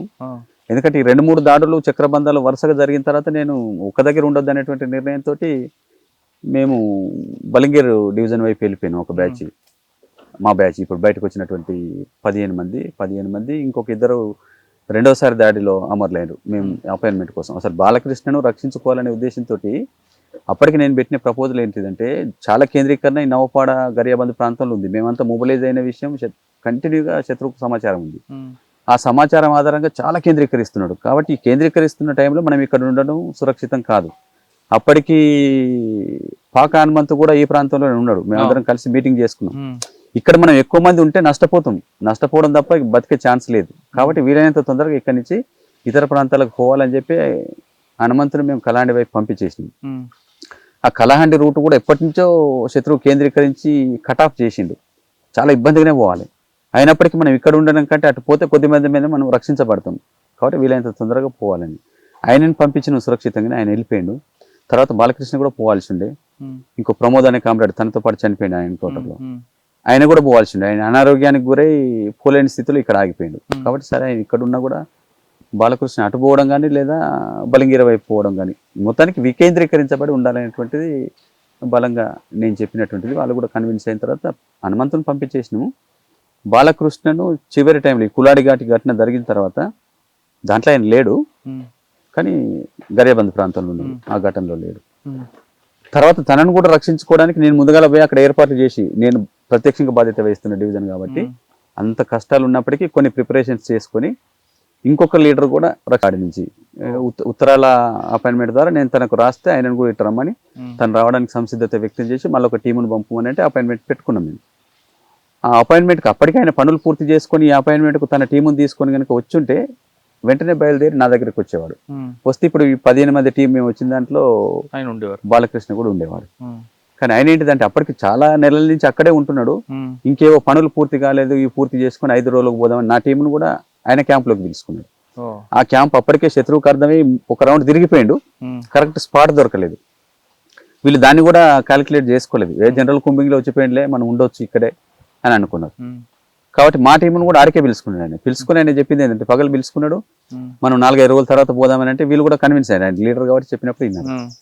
ఆలోగా అదే రోజు రాత్రి బలగాలు చుట్టుముట్టి దాంట్లో మేము పంపిన టీం వాళ్ళు కూడా 6గురిని పంపితే 3 దాంట్లో చనిపోయారు, 3 దాంట్లో నుంచి తప్పించుకొని పారిపోయి మళ్ళీ నాకు రిటర్న్ వచ్చిండు. అట్లా ఆ ఘటన వివరాలన్నీ కూడా నాకు తెలిసినాయి. అట్లా బాలకృష్ణ చనిపోయాడు. అంటే ముందు నుంచి కూడా నంబాల కేశవరావు గారు మీకు ఇప్పుడు తెలిసింది? నంబాల కేశవరావు న్యూస్లో విన్నాం, మేము కొన్ని డౌన్లోడ్స్ చేసుకొని చూసినాము. అక్కడ మీ జరిగిన సంఘటన ఎంత దూరం ఉందండి మీరున్న ప్రాంతం? నేనున్నది ఈ గంధమర్దన్ అనే గుట్ట ఉంటుంది బలంగీర్ బార్డర్లో ఉండేటువంటి దాంట్లో. ఈ 2 చక్రబంధాలు 3 చక్రబంధాలు అయిపోయిన తర్వాత ఇక మనం ఇక్కడ ఉండొద్దు, విడిపోయి వికేంద్రీకరించబడే ఉండాలనేది నేను బలంగా చెప్పి బాలకృష్ణ కూడా అట్ట రావాలనేది నేను ముందుగా పోయి ఏర్పాట్లు చేస్తాను. బాలకృష్ణ కూడా అట్ట రావాలి. ప్రమోద్ కూడా అనారోగ్యంతో ఉన్నాడు కాబట్టి ఎట్లాగే ఇక్కడ ఉంటాడు, ఉండి ఇక్కడి బలగాల్ని ఆయన గైడ్ చేస్తాడనేది నిర్ణయం. కాబట్టి ఇక తను రాకుండా 4-5 రోజులు అనేటప్పటికి ఆ ఘటనలో ఆయన చనిపోయాడు. ఇక మిగిలింది లోకల్ అంజు అని తర్వాత వచ్చి గరేబందులో సరైన డివిజనల్ కమిటీ మెంబర్, ఆమెతో కొన్ని బలగాలు ఉన్నాయి ఇక్కడ. మేము అటు పేపర్లో తెలిసిన తప్ప మీకు తెలియదు. డీకే నుంచి ఒడిశాకు పోవడం మధ్యలో చాలా ప్రయాణం చేయాలి, రోడ్లు దాటాలి, మైదానాలు దాటాలి, అట్లాంటి కటాఫ్ చాలా ఉంటుంది కష్టంగా. అంటే వేణుగోపాల్ రాసిన లెటర్ కూడా మీకు అందలేదండి. వేణుగోపాల్ లెటర్ తెలియదు. ఈ ఘటనలన్నీ కూడా ఏవి ఎట్లా జరుగుతున్నాయి అనేది కేవలం మీడియా ద్వారా వినేటువంటిది తప్ప ప్రత్యక్షంగా ఉత్తర ప్రత్యుత్తరాలు కనెక్షన్స్ ఎప్పుడో కట్ అయిపోయినాయి మాకు 2 years. సరే, మనం కాసేపు ఉద్యమం పక్కన పెడతాం, మీ వ్యక్తిగత విషయాలు. అడవుల్లో ఒక 5 కిలోమీటర్లు నడడానికి కాలు నొప్పి పెడుతుంటాయి. మీరు కిలోమీటర్లు కొన్ని 40 సంవత్సరాల పాటు నడిచి ఏ పాము వస్తుందో ఏ పొయ్యి వస్తుందో తెలుసుకుంటూ కాపాడుకుంటూ పోలీసుల నుంచి రక్షణ చేసుకుంటూ ఎలా ఉన్నారండి ఇంతగా? అదే విప్లవం చేయాలనేటువంటి స్పిరిట్, విప్లవంలో కష్టాలు చాలా సహజం కాబట్టి వాటన్నిటి ఈ స్పిరిట్ ఉన్నటువంటి వాళ్ళు కష్టాలను ఎప్పుడు చిరునవ్వుతోటి భరిస్తారండి. అది ఎంత పెద్ద కష్టమైనా కానీ. నాకు కూడా పాము కరిచింది ఒకసారి. నేను చిట్యాల ప్రాంతంలో ఆర్గనైజర్గా పనిచేస్తున్నప్పుడు రాత్రులు ఒంటరిగా, నాతో దళ సభ్యులు కూడా ఎవరు నిలబడ్డ వాళ్ళు కాదు ఆ టైం లోపల. కాబట్టి నేను ఒంటరిగానే 3 ఏళ్ళ దాకా తిరిగిన. 4వ సంవత్సరం నుంచి 1-2 దళ సభ్యుల తర్వాత ఇక అక్కడ రిక్రూట్ అయిన తర్వాత సంఖ్య పెరిగింది అనుకోండి. ఆ టైంలో రాత్రి ప్రయాణం చేస్తున్నప్పుడు పొలం గట్ల మీద పాము కరిచింది నాకు. కరిస్తే నేనే కట్టుకొని జనరల్గా వైద్యం చేసుకోవడం. రామనాథం మెడికల్ గైడ్ మాకందరికీ ప్రారంభం నుంచి కూడా ఉంటుంది, అది మెడికల్ జ్ఞానం అందరికీ ఉంటుంది దాదాపుగా. కాబట్టి నేనే ప్రాథమిక చికిత్స చేసుకొని రక్తం పిండేసి కట్టుకొని 3 గంటల దూరం, మేము దూరాన్ని మీరు కిలోమీటర్లలో లెక్క పెడితే మేము గంటలలో లెక్క పెడతాం. 3 గంటల దూరం అంటే 3-4 12 కిలోమీటర్లు. కొద్దిగా స్లోగా నడిచే వాళ్ళకైతే 3-5-15 కిలోమీటర్లు. ఎలా తెలుస్తుంది? గైడ్ ఉంటారా మీకు? లేదు, మేము తిరిగే క్రమంలో అన్ని గుర్తుపెట్టుకుంటాం కదా. ఒకసారి తిరిగితే వేరు, కానీ అనేక సార్లు ఆ ప్రాంతంలో ఆర్గనైజర్గా పనిచేస్తున్నప్పుడు ప్రతి దారి అనేక సార్లు తిరుగుతాం కదా, అట్లా గుర్తుపెట్టుకుంటాం. కాబట్టి అట్లా పాము గడిచినటువంటి అనేక రకాల ఇబ్బందులన్నింటినీ కష్టాలు బయట వాళ్ళకి భోజనాలు దొరకని మేము చిట్యాల ప్రాంతంలో పనిచేసినప్పుడు ఈ నిర్బంధం మూలంగా పాసిపోయిన అన్నం కూడా తినేది. ఒకసారి రాత్రిపూట ఒక ఇంటి దగ్గర మూట కట్టి ఇంత పచ్చడేసి ఇస్తే దాన్ని 2 పూటలు తినేవి. 2వ పూట వరకు అది నీళ్లు కాలేదు. అయినా ఒడిశాలో భోజనం కొంచెం వేరేగా ఉంటుంది కదా, అంత స్వీట్ ఉంటుంది, పెసరపప్పు ఎక్కువ వాడతారు. ఎక్కడి ప్రజల దగ్గరికి పోయినప్పుడు అక్కడి ప్రజల అలవాట్లను మన అలవాట్లుగా మార్చుకోవడం అనేది మా ఎడ్యుకేషను. కాబట్టి పార్టీలో అట్లా మనం ఎవరి దగ్గరికి పోతే వాళ్ళతో వాళ్ళ భాష నేర్చుకోవడం, వాళ్ళ సాంప్రదాయాన్ని గౌరవించడం, వాళ్ళు పెట్టిన తిండి తినడం. మన ఇష్టాలకు ప్రాధాన్యత లేదు పార్టీలు ఎప్పుడు కూడా. కాబట్టి వాళ్ళు పొక్కాలని తింటారు. రాత్రిపూట మిగిలినటువంటి అన్నంలో నీళ్లు పోసి పెట్టేసి తెల్లారి ఆ నీళ్ళలో కొంత అన్నం ఉంటుంది, దాన్ని ఒక ఉల్లికాయ ముక్కతోటి కట్ చేసుకుని పెట్టుకొని తింటారు. అది ఎండాకాలం ఎక్కువ తింటారు. మిగతా కాలంలో కూడా కొన్ని ఫ్యామిలీస్ తింటుంటారు. ప్రతి కుటుంబంలో పొక్కలు అనేది గుడాకు కూడా తింటారు. పొద్దున్న లేక నోట్లో గుడాకు పెట్టుకుంటారు. గుడాకు చాలా తింటారు. గుడాకి ఆదివాసులలో కూడా అలవాటు కాబట్టి వీళ్ళు కూడా కొద్దిమంది తంబాకు తినడము. సరే, ఇంకా అలవాట్ల గురించి కాదు, మీ వివాహం, మీ తమ్ముడు, ఇది చెప్పండి ఒకసారి. ఎందుకు వచ్చారు అడవులోకి? ఆయన కూడా ఈ భావజాలమేనా? భావజాలమే. నేను పోయిన తర్వాత మా తమ్ముడు ఊర్లో సంఘంలో పనిచేసిండు యాక్టివ్గా కొంతకాలము. వాడు చదువుకుంటూనే పనిచేస్తున్న క్రమంలో ఎట్లాగూ ఇన్ఫార్మర్ల ద్వారా శత్రువు దృష్టిలో పడతాడు కదా, వాడిని కూడా ఒకసారి అరెస్ట్ చేసిండ్రు. అరెస్ట్ చేసి పోలీస్ స్టేషన్లో చిత్రహింసలు పెట్టి మరికొండలో వదిలిపెట్టిండ్రు. వదిలిపెట్టిన తర్వాత తను కూడా నాలాగే ఆలోచించి రహస్యంగా మళ్ళీ కార్యకలాపాలలో పాల్గొనేది. దాంతో పోలీసు వాళ్ళు తనను కూడా వెంటాడి పట్టుకోవాలి, చంపాలనేటువంటిది అనుకుంటున్నటువంటి కండిషన్లో తను కూడా నిర్ణయం తీసుకొని వచ్చిండు. అయితే మా తమ్ముడు పార్టీలోకి వచ్చిన విషయం కూడా నాకు తెలియదు, ఎందుకంటే నేను ఈ వరంగల్ ప్రాంతానికే నేను రిక్రూట్ అయిన తెల్లారి నుంచి దూరంగా ఉన్నాను. ఎన్టీఎఫ్డీలో కొంతకాలం ఉన్నాను, కనీసం అది తెలంగాణ కాబట్టి. అప్పుడిప్పుడు కొద్దిగా ఇతర జిల్లాల వార్తలు తెలుసు. నేను ఛత్తీస్గఢ్ వెళ్ళిపోయిన తర్వాత ఇంకా వేరే రాష్ట్రాలు కదా, భాష వేరు, ప్రాంతం వేరు, తెలుగు వార్తలు తెలుగు. ఈ రిక్రూట్ అయిన విషయం కూడా నాకు తెలియదు. వరంగల్ జిల్లా కమిటీ రిక్రూట్ చేసి తనని చిట్యాల ఏరియాలో పెట్టారు. ఏరియా కమిటీలోకి తీసుకున్న తర్వాత కొంతకాలం సంవత్సరం పనిచేసినాక మళ్ళీ ఆయనకున్నటువంటి టాలెంట్స్ని చూసి పట్టణ రంగంలో ఆర్గనైజర్గా పెడితే మనకు ఫ్రూట్స్ ఉంటాయని చెప్పి అప్పుడు రామకృష్ణ ఉండేవాడు, మొగిలిచెర్ల రామకృష్ణ జిల్లా సెక్రటరీగా. వాళ్ళు ఆలోచించి మళ్ళీ మైదాన ప్రాంతం నుంచి పట్టణానికి పంపారు. కార్మిక రంగంలో ఆర్గనైజర్గా పనిచేస్తూ ఆయన లోపల నుండి గైడ్ చేసేవాడు కదా రామకృష్ణ. కాబట్టి అపాయింట్మెంట్స్ కోసం మధ్య మధ్య రిపోర్ట్స్ తీసుకోవడం, గైడ్ చేయడానికి పిలిచేవాడు. అట్లా ఉల్లిగడ్డ దామెర అనే గ్రామానికి పిలుచుకొని, గుట్టలలో దళం ఉన్నది, ఆర్కే ఉన్నాడు, అక్కడ అపాయింట్మెంట్ పెట్టారు. ఈ అపాయింట్మెంట్ పెట్టి ఆ రోజు మర్చిపోయారు అనమాట. రెండవ రోజు తను గుర్తు చేసుకొని పంపేటప్పటికి ఆ అపాయింట్మెంట్ పెట్టిన ఇంటి వాడే ఇన్ఫార్మరు. వీడు వచ్చిన అపాయింట్మెంట్కు ఇటు నుంచి ఆర్కే నుంచి మనిషి రాలేదు కాబట్టి పడుకున్నాడు అక్కడ, తెల్లవారు వస్తారు కావచ్చు అని. రాత్రి ఎత్తుకొని వెళ్ళిపోయారు. చిత్రహింసలు పెట్టి పూటకప్ ఎన్కౌంటర్లో అదే ఉల్లిగడ్డ దామెర గుట్టలలో చంపేశారు. 1997 నవంబర్ 15వ తారీఖు. ఈ ఎన్కౌంటర్లో తనను చంపేసిన విషయం, నేను అప్పుడు ఎన్టీఎఫ్డీ ఏటనగరం ప్రాంతంలో ఉన్నా. నేను టీచర్లు అందరితోటి బాగుండేది అప్పుడు ఆర్గనైజేషనల్గా. అప్పుడప్పుడు పిలిచి కొద్దిగా మోటివేషన్ మీటింగ్స్ ఇవన్నీ చేసేది. ఓ 20 మంది టీచర్లతోటి మీటింగ్ పెడదామని చెప్పి వాళ్ళకి ముందే ప్లాన్ చేస్తే వాళ్ళందరూ వచ్చినారు. ఏటనగరం టీచర్స్ అందరు 15-20 మంది ఐలాపురం అనే అడవిలో పెట్టిన ఊర్లో అపాయింట్మెంట్స్ అంతా. వాళ్ళు ఆ రోజు డైలీ పేపర్స్ పట్టుకొని వచ్చారు. మా సొంత పేర్లతో ఎక్కడ ఉండం కదా మేము, సుదర్శన్ అనేది నా పేరు కాబట్టి వాళ్ళందరూ వచ్చి అన్న ఎవరు ఎన్కౌంటర్ అయ్యింది అని పేపర్ ఇస్తే ఇంకా మీటింగ్ స్టార్ట్ కాలేదు. రాగానే జనరల్గా ఇస్తారు కాబట్టి డైలీ పేపర్ చూడగానే మా తమ్ముడు ఎన్కౌంటర్, వాడి ఫోటో ఉంది, ముప్పి నాగేశ్వరరావు ఎన్కౌంటర్ అనేది. షాక్ అయ్యి నేను నా దుఃఖాన్ని నా లోపలనే పెట్టుకొని, నా తమ్ముడు అనేది కూడా వాళ్ళకి ఏం చెప్పలేదు, పేపర్ పక్కన పెట్టి ఆ రోజు 4-5 గంటలు వాళ్ళతో మీటింగ్ చేసి వాళ్ళని పంపించి అట్లా నాకు అర్థమైంది. డైలీ పేపర్ చూడడం ద్వారా తమ్ముడు ఎన్కౌంటర్లో చనిపోయింది అనేది. మీ వివాహం 92లో చేసుకున్నాను, ఏటనగర్లో ఉన్నప్పుడే. ఓకే సార్, ఇంతకాలం పనిచేస్తారు కదా, ఎప్పుడైనా అనిపించలేదా అమ్మా నాన్న చూద్దాం? అనిపిస్తుంది సార్, ఎవరికి అనిపించదు, అందరికీ అనిపించాలనేది ఉంటే సహజం, మానవ సహజం కదా. అంటే మీరు అక్కడ ఉన్న వాళ్ళలోని మీ అమ్మా నాన్న చూసుకుంటారు, దాన్ని కాదన్న కానీ మనకు జన్మనిచ్చిన తల్లి తండ్రులు గుర్తుకొస్తారు కదా. గుర్తుకొస్తారు అంటే మా స్పిరిట్ అలాంటి, గుర్తుకొస్తే చూడలేని పరిస్థితి ఒకటి, రాజ్య నిర్బంధం అనేటువంటిది అట్లాంటిది. నేను పోయిన తర్వాత మా కుటుంబాన్ని ఎన్ని వేధింపులు చేసినారు, ఎన్నిసార్లు ఇల్లు కూలగొట్టినారు, సోషల్ బైకాట్ చేసినారు, ఊరి నుంచి ఎవరు మాట్లాడినా వాళ్ళని తంతమని అంటే ఎవరు మాట్లాడలేదు, ఒక రకంగా వెలివేసిండ్రు. అనేక సార్లు వీళ్ళని అరెస్ట్ చేసి స్టేషన్కి పిలిచి చిత్రహింసలు పెట్టారు. మా తమ్ముడు కూడా అట్లయే ఇక్కడ ఉంటే చచ్చిపోతాడనే దగ్గర నుంచి చివరికి వాడు కూడా రిక్రూట్ కావాల్సిన పరిస్థితి వచ్చింది. అట్లా మా కుటుంబం మొన్నటి వరకు చాలా ఇబ్బందులు ఎదుర్కొన్నారు, నిర్బంధం. కాబట్టి మాకు ఏం స్పిరిట్ అంటే ముందు నుంచి రిక్రూట్ అయినటువంటి వాళ్ళు ఒకటో సమాజం అనేది కుటుంబం కాదు సమాజం అని చెప్పి వర్గం కోసం మేము ఆలోచించిపోయినాం. కాబట్టి ఈ పోయినటువంటి వాళ్ళు తిరిగి కుటుంబ బంధనాలు అనేటువంటి మనం మిగుల్చుకొని మధ్య మధ్య కంటిన్యూ చేస్తే అది విప్లవకారుడు ఎప్పుడు బలహీనపడతాడు. శత్రువు ఆ బలహీనతను ఆసరా చేసుకుని వాళ్ళ మీద ప్రెజర్ చేసి కూడా మనల్ని లొంగ తీసుకునే ప్రయత్నం చేస్తాడు. కాబట్టి మనం ఆలోచించి సమాజం కోసమే త్యాగం చేద్దామని నిర్ణయించుకున్నాం. కాబట్టి తిరిగి కుటుంబంతో సంబంధాలు పెట్టుకోవడం ద్వారా అదనంగా వాళ్ళని ఇబ్బందులు పాలు చేసినట్టు అవుతుంది. అట్లాంటి బంధనాలు అనేది కూడా మనం ఉంచుకోవద్దు మైండ్లో. కాబట్టి మేము ఎప్పుడో ఈ స్పిరిట్ ఉన్న వాళ్ళు ఎవరైనా కూడా ప్రేమ ఉండదా అంటే ప్రేమ ఉంటుంది ఖచ్చితంగా, మిగతా అమ్మాయిని చూసినప్పుడు గుర్తొస్తారు. కానీ అయినప్పటికీ మనం సమాజం కోసం త్యాగం చేయాలి కాబట్టి వాటన్నిటిని మనం మన లోపల దాచుకొని. మనతో మాట్లాడడానికి ముప్పిడి సాంబయ్య గారు రమ్మన్నారు. ముప్పిడి భద్రమ్మ ఆమెను అడిగి ఇంటి నుంచి వెళ్ళినప్పుడు తర్వాత కొడుకు జరిగిన మధ్యలో 40 సంవత్సరాల్లో ఆవిడ ఎన్ని కష్టాలు పడ్డారు, కొడుకు కోసం పోలీసు వచ్చినప్పుడు ఎలాంటి ఇబ్బందులు పెట్టారనే విషయాన్ని ఆమెను అడిగి తెలుసుకుందాం. అమ్మ నమస్తే తల్లి. ఈ అబ్బాయి 10వ క్లాస్ నుంచి వెళ్ళిపోయారు లోపలికి. వెళ్ళిన తర్వాత పోలీసులు ఎన్నిసార్లు వచ్చారు, ఎలాంటి ఇబ్బందులు పెట్టేవారు మీకు? అవి చెప్పరాని ఇబ్బందులు పెట్టింది సార్.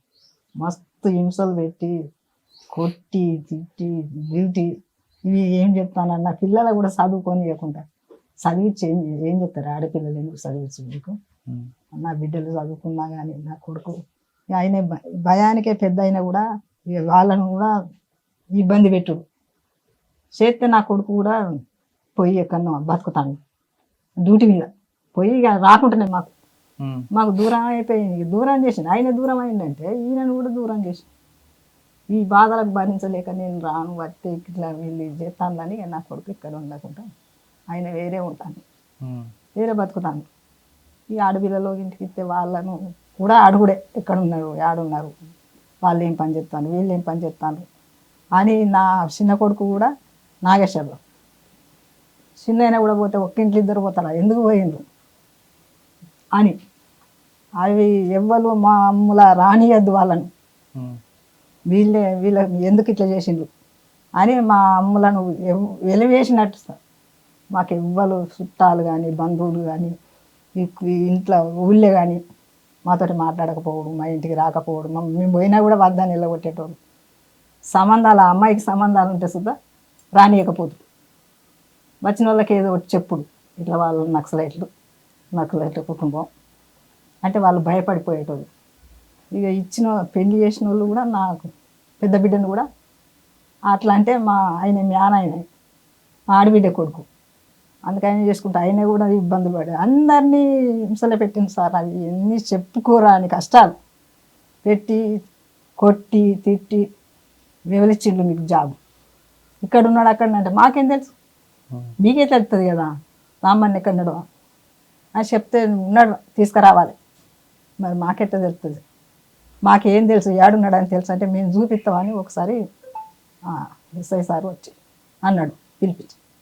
అంటే అయ్యా మరి నాకు తెలియదు, మీకైతే తెలుసు ఎక్కడ ఉన్నారో మరి మీకే తెలుసు, మాకేం తెలుసు మేము ఇంట్లో వాళ్ళమని అంటే పలాని చిట్టాల ఏరియాలో పనిచేస్తాడు మీ కొడుకు, అది ఏదో అది నాకు అనరాదు కానీ అది అట్లా చేస్తాను నీ కొడుకు అన్నాను. అంటే మరి ఆ చిట్టాల ఏరియాలో ఉన్నప్పుడు మీరే చెప్తాను కదా, మరి నాకు ఎట్లా దొరుకుతుంది, చిట్టాల ఏరియా ఎక్కడ ఉన్నదో తెలియదు కదా అని నేను అన్నా. అంటే నేను చూపిస్తాం రా అన్నాడు. నేను ఎట్లా వస్తాను ఆయన కదా నేను రానంటే మీ ఆయన అనుసుతో తీసుకొని రా అంటే మా ఆయన రైల్వే జాబ్ లీవులు ఇవ్వకపోయేది.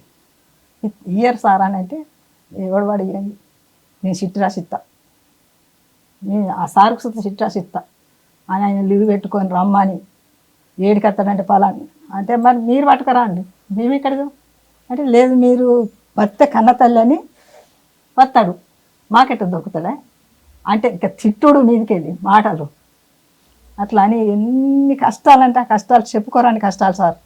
కాదమ్మా చిన్నప్పుడు ఆయన అటువైపు తిరుగుతున్నప్పుడు మీరు వద్దు అనలేదా, లేదా మీరు కూడా ఆ సమాజం బాగుపడాలని పంపించారా? మంచి పనే చేస్తాడు కదా సార్ నా కొడుకు, ఏం చెడు చేస్తున్నామో నేను అంటున్నాను. మరి మంచిగా చేస్తాడు కదా మంచిగా చదువుకుంటాను. వాళ్ళు కూడా అనేది కదా నీ కొడుకు ఏం చేసేటానికి వేయండు నక్సలైట్ ఏం జరుగుతాడు అది అంటే ఏమో తెలియదు, నాకు ఏం తెలిసిపోయిండో నాకు తెలియదు, మాకు చదువు రాదు. మరి ఆయన పైన బాధపడ్డ బాధలకు నువ్వు ఎట్లా కన్నావంటే మరి మీ అమ్మ కూడా ఒక తల్లే కదా, మీరు తల్లిదండ్రులుగా నేను కూడా కట్టినే కన్నా నా కొడుకుని అట్లా తయారవుతాడని నాకు తెలుసా, నా కొడుకు నక్సలైట్ అవుతుందని తెలుసా, మీరు ఇట్లా పెద్ద జాబ్ చేసి మీరు మీరు అవుతారని తెలుసా, పోలీసు వాళ్ళు అవుతారని అని నేనంటే కూడా నీకు ఎవరు చెప్పింది అని తిట్టేటోళ్ళు కొట్టేటోళ్ళు. ఒక మర్యాద మాటలు లేవు అప్పుడు లేవు మొదట్లో, తర్వాత మారిండ్లు, మారి వచ్చి అడిగేటోళ్ళు కానీ తర్వాత చాలా ఇబ్బందులు పెట్టారు సార్. ఎలా భరించారమ్మా మరి? ఏం చేయాలి మరి, భరించాలి తప్పదు కదా. ఎక్కడ ఉన్నాడు అని తీసుకురాను మరి తీసుకురామంటారు. ముగ్గురు కొడుకుల్లో పెద్ద కొడుకు ఉన్నారు, రెండో కొడుకు అడవిలోకి వెళ్ళిపోయారు, మూడో కొడుకు కూడా అడవిలోకి వెళ్ళి చనిపోయారు కదా, అప్పుడు ఏమనిపించింది? ఏమనిపించింది అంటే మాకు కూడా ఎంత బాధ అనిపిస్తుంది సార్. ఏ తల్లిదండ్రులు నా కొడుకు ఈయన జాడే దొరకకపోతే అయ్యో నా కొడుకు లేడు, నా కొడుకు ఎట్లా కనబడతాడు, నా కళ్ళకి కనబడాలా నా కొడుకు అని. మా ఆయన అయితే ఎంత ఈయనంటే పానం, నా కొడుకు నేను చూడాలి అనుకుంటా పోయింది పానం. నేను కూడా చూడగవచ్చు అనుకున్నా. ఈయన జాడలేదు, పేపర్ లేదు, ఎవరు మాకు ఎవరు ఉన్నాడన్న మతలబ్ లేదు. ఇప్పటికీ చూద్దా నా కొడుకుని నేను చూడనా అని నేను ఎంతో ఏడ్చేది సార్. ఏడ్చేది ఇప్పటికి చూస్తా ఎంత బాధపడ్డా నా కొడుకు పోయి ఇప్పుడు అక్కడ ఎరకగానే పోయినా అక్కడనే ఉన్నా. ఆయన చూడగానే ఏమనిపించింది? ఆ కొడుకు వచ్చేదాకా ఉన్నా అన్నీ మన దేశం కాదు ఏం కాదు అయినా మంచిదన్నాం, అందరం పోయి చూసినాం, అందరు వచ్చినాం. నేను ఉన్నా. మొదటిసారి చూసినప్పుడు ఏమనిపించింది? మొదటిసారి చూసిన నా కొడుకు సంతోషం అనిపించింది. సంతోషం అనిపిస్తే నా కొడుకు నా దేశం తీసుకొని పోవాలి. మాకు ఏమి ఇస్తానన్నా మాకు ఏం వద్దు సార్, నా కొడుకే కావాలి. నా కొడుకు చాలు, నాకు కొడుకుని పంపి. ఎందుకమ్మా ఇవన్నీ, మీ ఇక్కడ ఉండు, ఇక్కడ ఇల్లు కట్టిస్తాం, అది చేస్తాం, ఆయన అన్నగా జాబ్ ఇస్తాం, మాకు జాబ్ వద్దు, మాకు ఇల్లు వద్దు, భూమి వద్దు, భూమి ఇస్తాం, మాకు ఏదద్దు సార్, నా కొడుకే కావాలి. నా కొడుకు చాలు, మేము బతుకుతాం సార్, మా బతుకు మేము బతుకుతాం, మాకున్నది అని అని వచ్చేదాకా ఉన్నా. ఎప్పుడు వచ్చినా అదే మాట, ఎప్పుడు పంపిస్తారు మా తెలంగాణకి, ఎప్పుడు పంపిస్తారు తెలంగాణ కానీ ఇవే వాళ్ళ వచ్చేదాకా తీసుకొని వచ్చిన సార్. నిన్న రాగానే ఊర్లో అందరు పిలిచి మాట్లాడి సన్మానం చేస్తే ఏమనిపించింది? సంతోషం అనిపించింది. చాలా మంది పిలిపారు సార్ మా ఊళ్ళో. చిన్నోడు నాగేశ్వరరావు అని చిన్ను అని క్లాస్మేట్లు అయితే అందరూ చనిపోయిండ్రు. మా ఊర్లో 13 మంది 15 మంది అందరు చచ్చిపోయింది. ప్రతి ఒక్కరు వచ్చి మమ్మల్ని అడుగుతారు, మేమేం చేస్తాం సార్, మరి నేను ఎవరికి చెప్పా.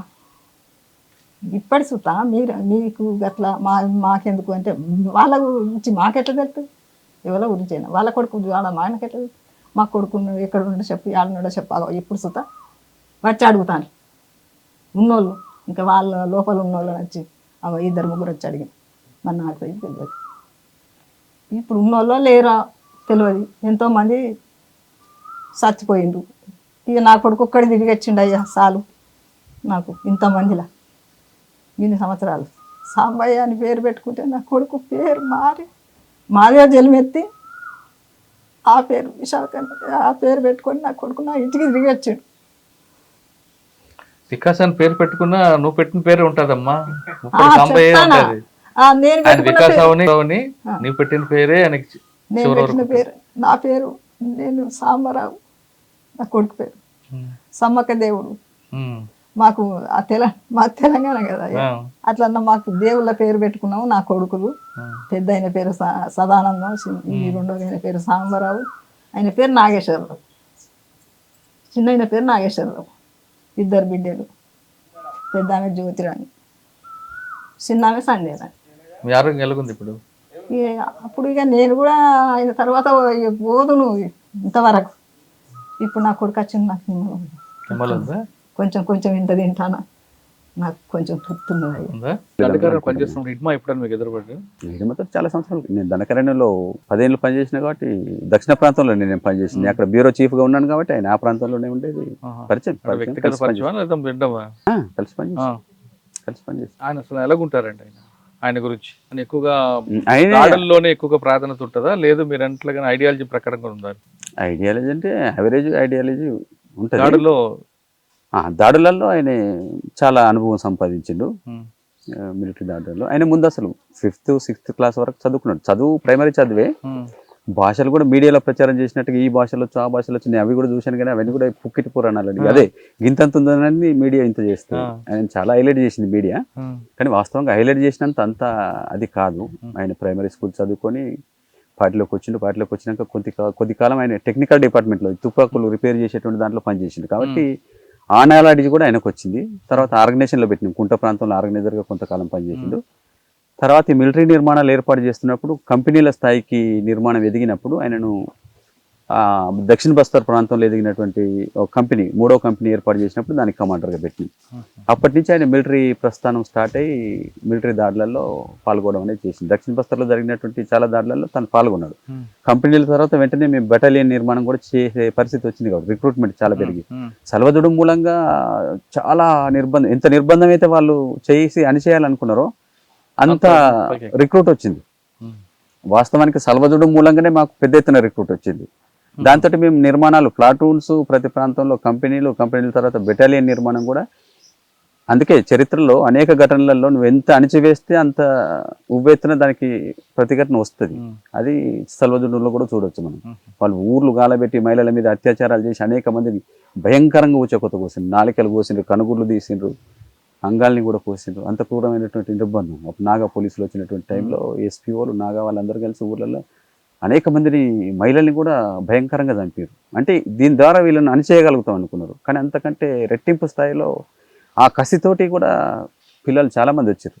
తల్లిదండ్రులు కూడా కుటుంబాలు ఎందుకు పంపారు వాళ్ళని అంటే దీన్ని ఖచ్చితంగా మనం ప్రతీకారం తీర్చుకోవాలి. మహేంద్ర కర్మను చంపినప్పుడు కూడా రకరకాల చిరువలు పలువలు చేసినారు, అంత అది లేదు. కానీ కర్మ అన్నప్పుడు కర్మ నిలబడి అత్యాచారాలు చేయించినటువంటి ఘటనలు కోకొల్లలుగా ఉన్నాయి, ఇండ్లు కాలబెట్టించినటువంటి. కాబట్టి ఆ కసి ఎవరికి ఉండదండి. అంత దుర్మార్గుడు దొరికినప్పుడు నేను మామూలుగా ఒకటే గోలితోటి చంపుతారా ఎవరైనా? ఆ కసిని తీసుకుంటారు ఖచ్చితంగా. కాబట్టి ఏదైనా కూడా వాళ్ళు ఎంత అంచి వేసారో అంత ప్రతిఘటన వచ్చింది. అట్లా ఇడమా అప్పుడు 2 కంపెనీలో ఉన్నాడు, బెటాలియన్ ఏర్పాటు చేసినప్పుడు ఫస్ట్ అప్పటికే కొంత అనుభవం సంపాదించి ఆంబోసులు చేస్తున్నాడు కాబట్టి ఆయన మన మిలిటరీ దాంట్లో ఫస్ట్ బెటాలియన్ కమాండర్ కూడా పెట్టినాము. ఆయన ఆ తర్వాత బెటాలియన్ అనేది దాదాపు 300 సంఖ్యతో ఉంటుంది.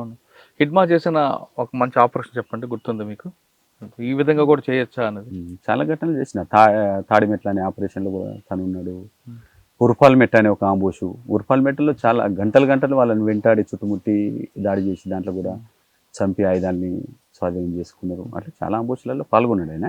దాంతో ఆయనకు మంచి ఎక్స్పీరియన్స్ వచ్చింది. హిడ్మా చేసిన కొన్ని కార్యక్రమాల వల్లే పోలీస్కి ఖచ్చితంగా మావోయిస్ట్ ఉద్యమాన్ని అణచివేయాలనేది.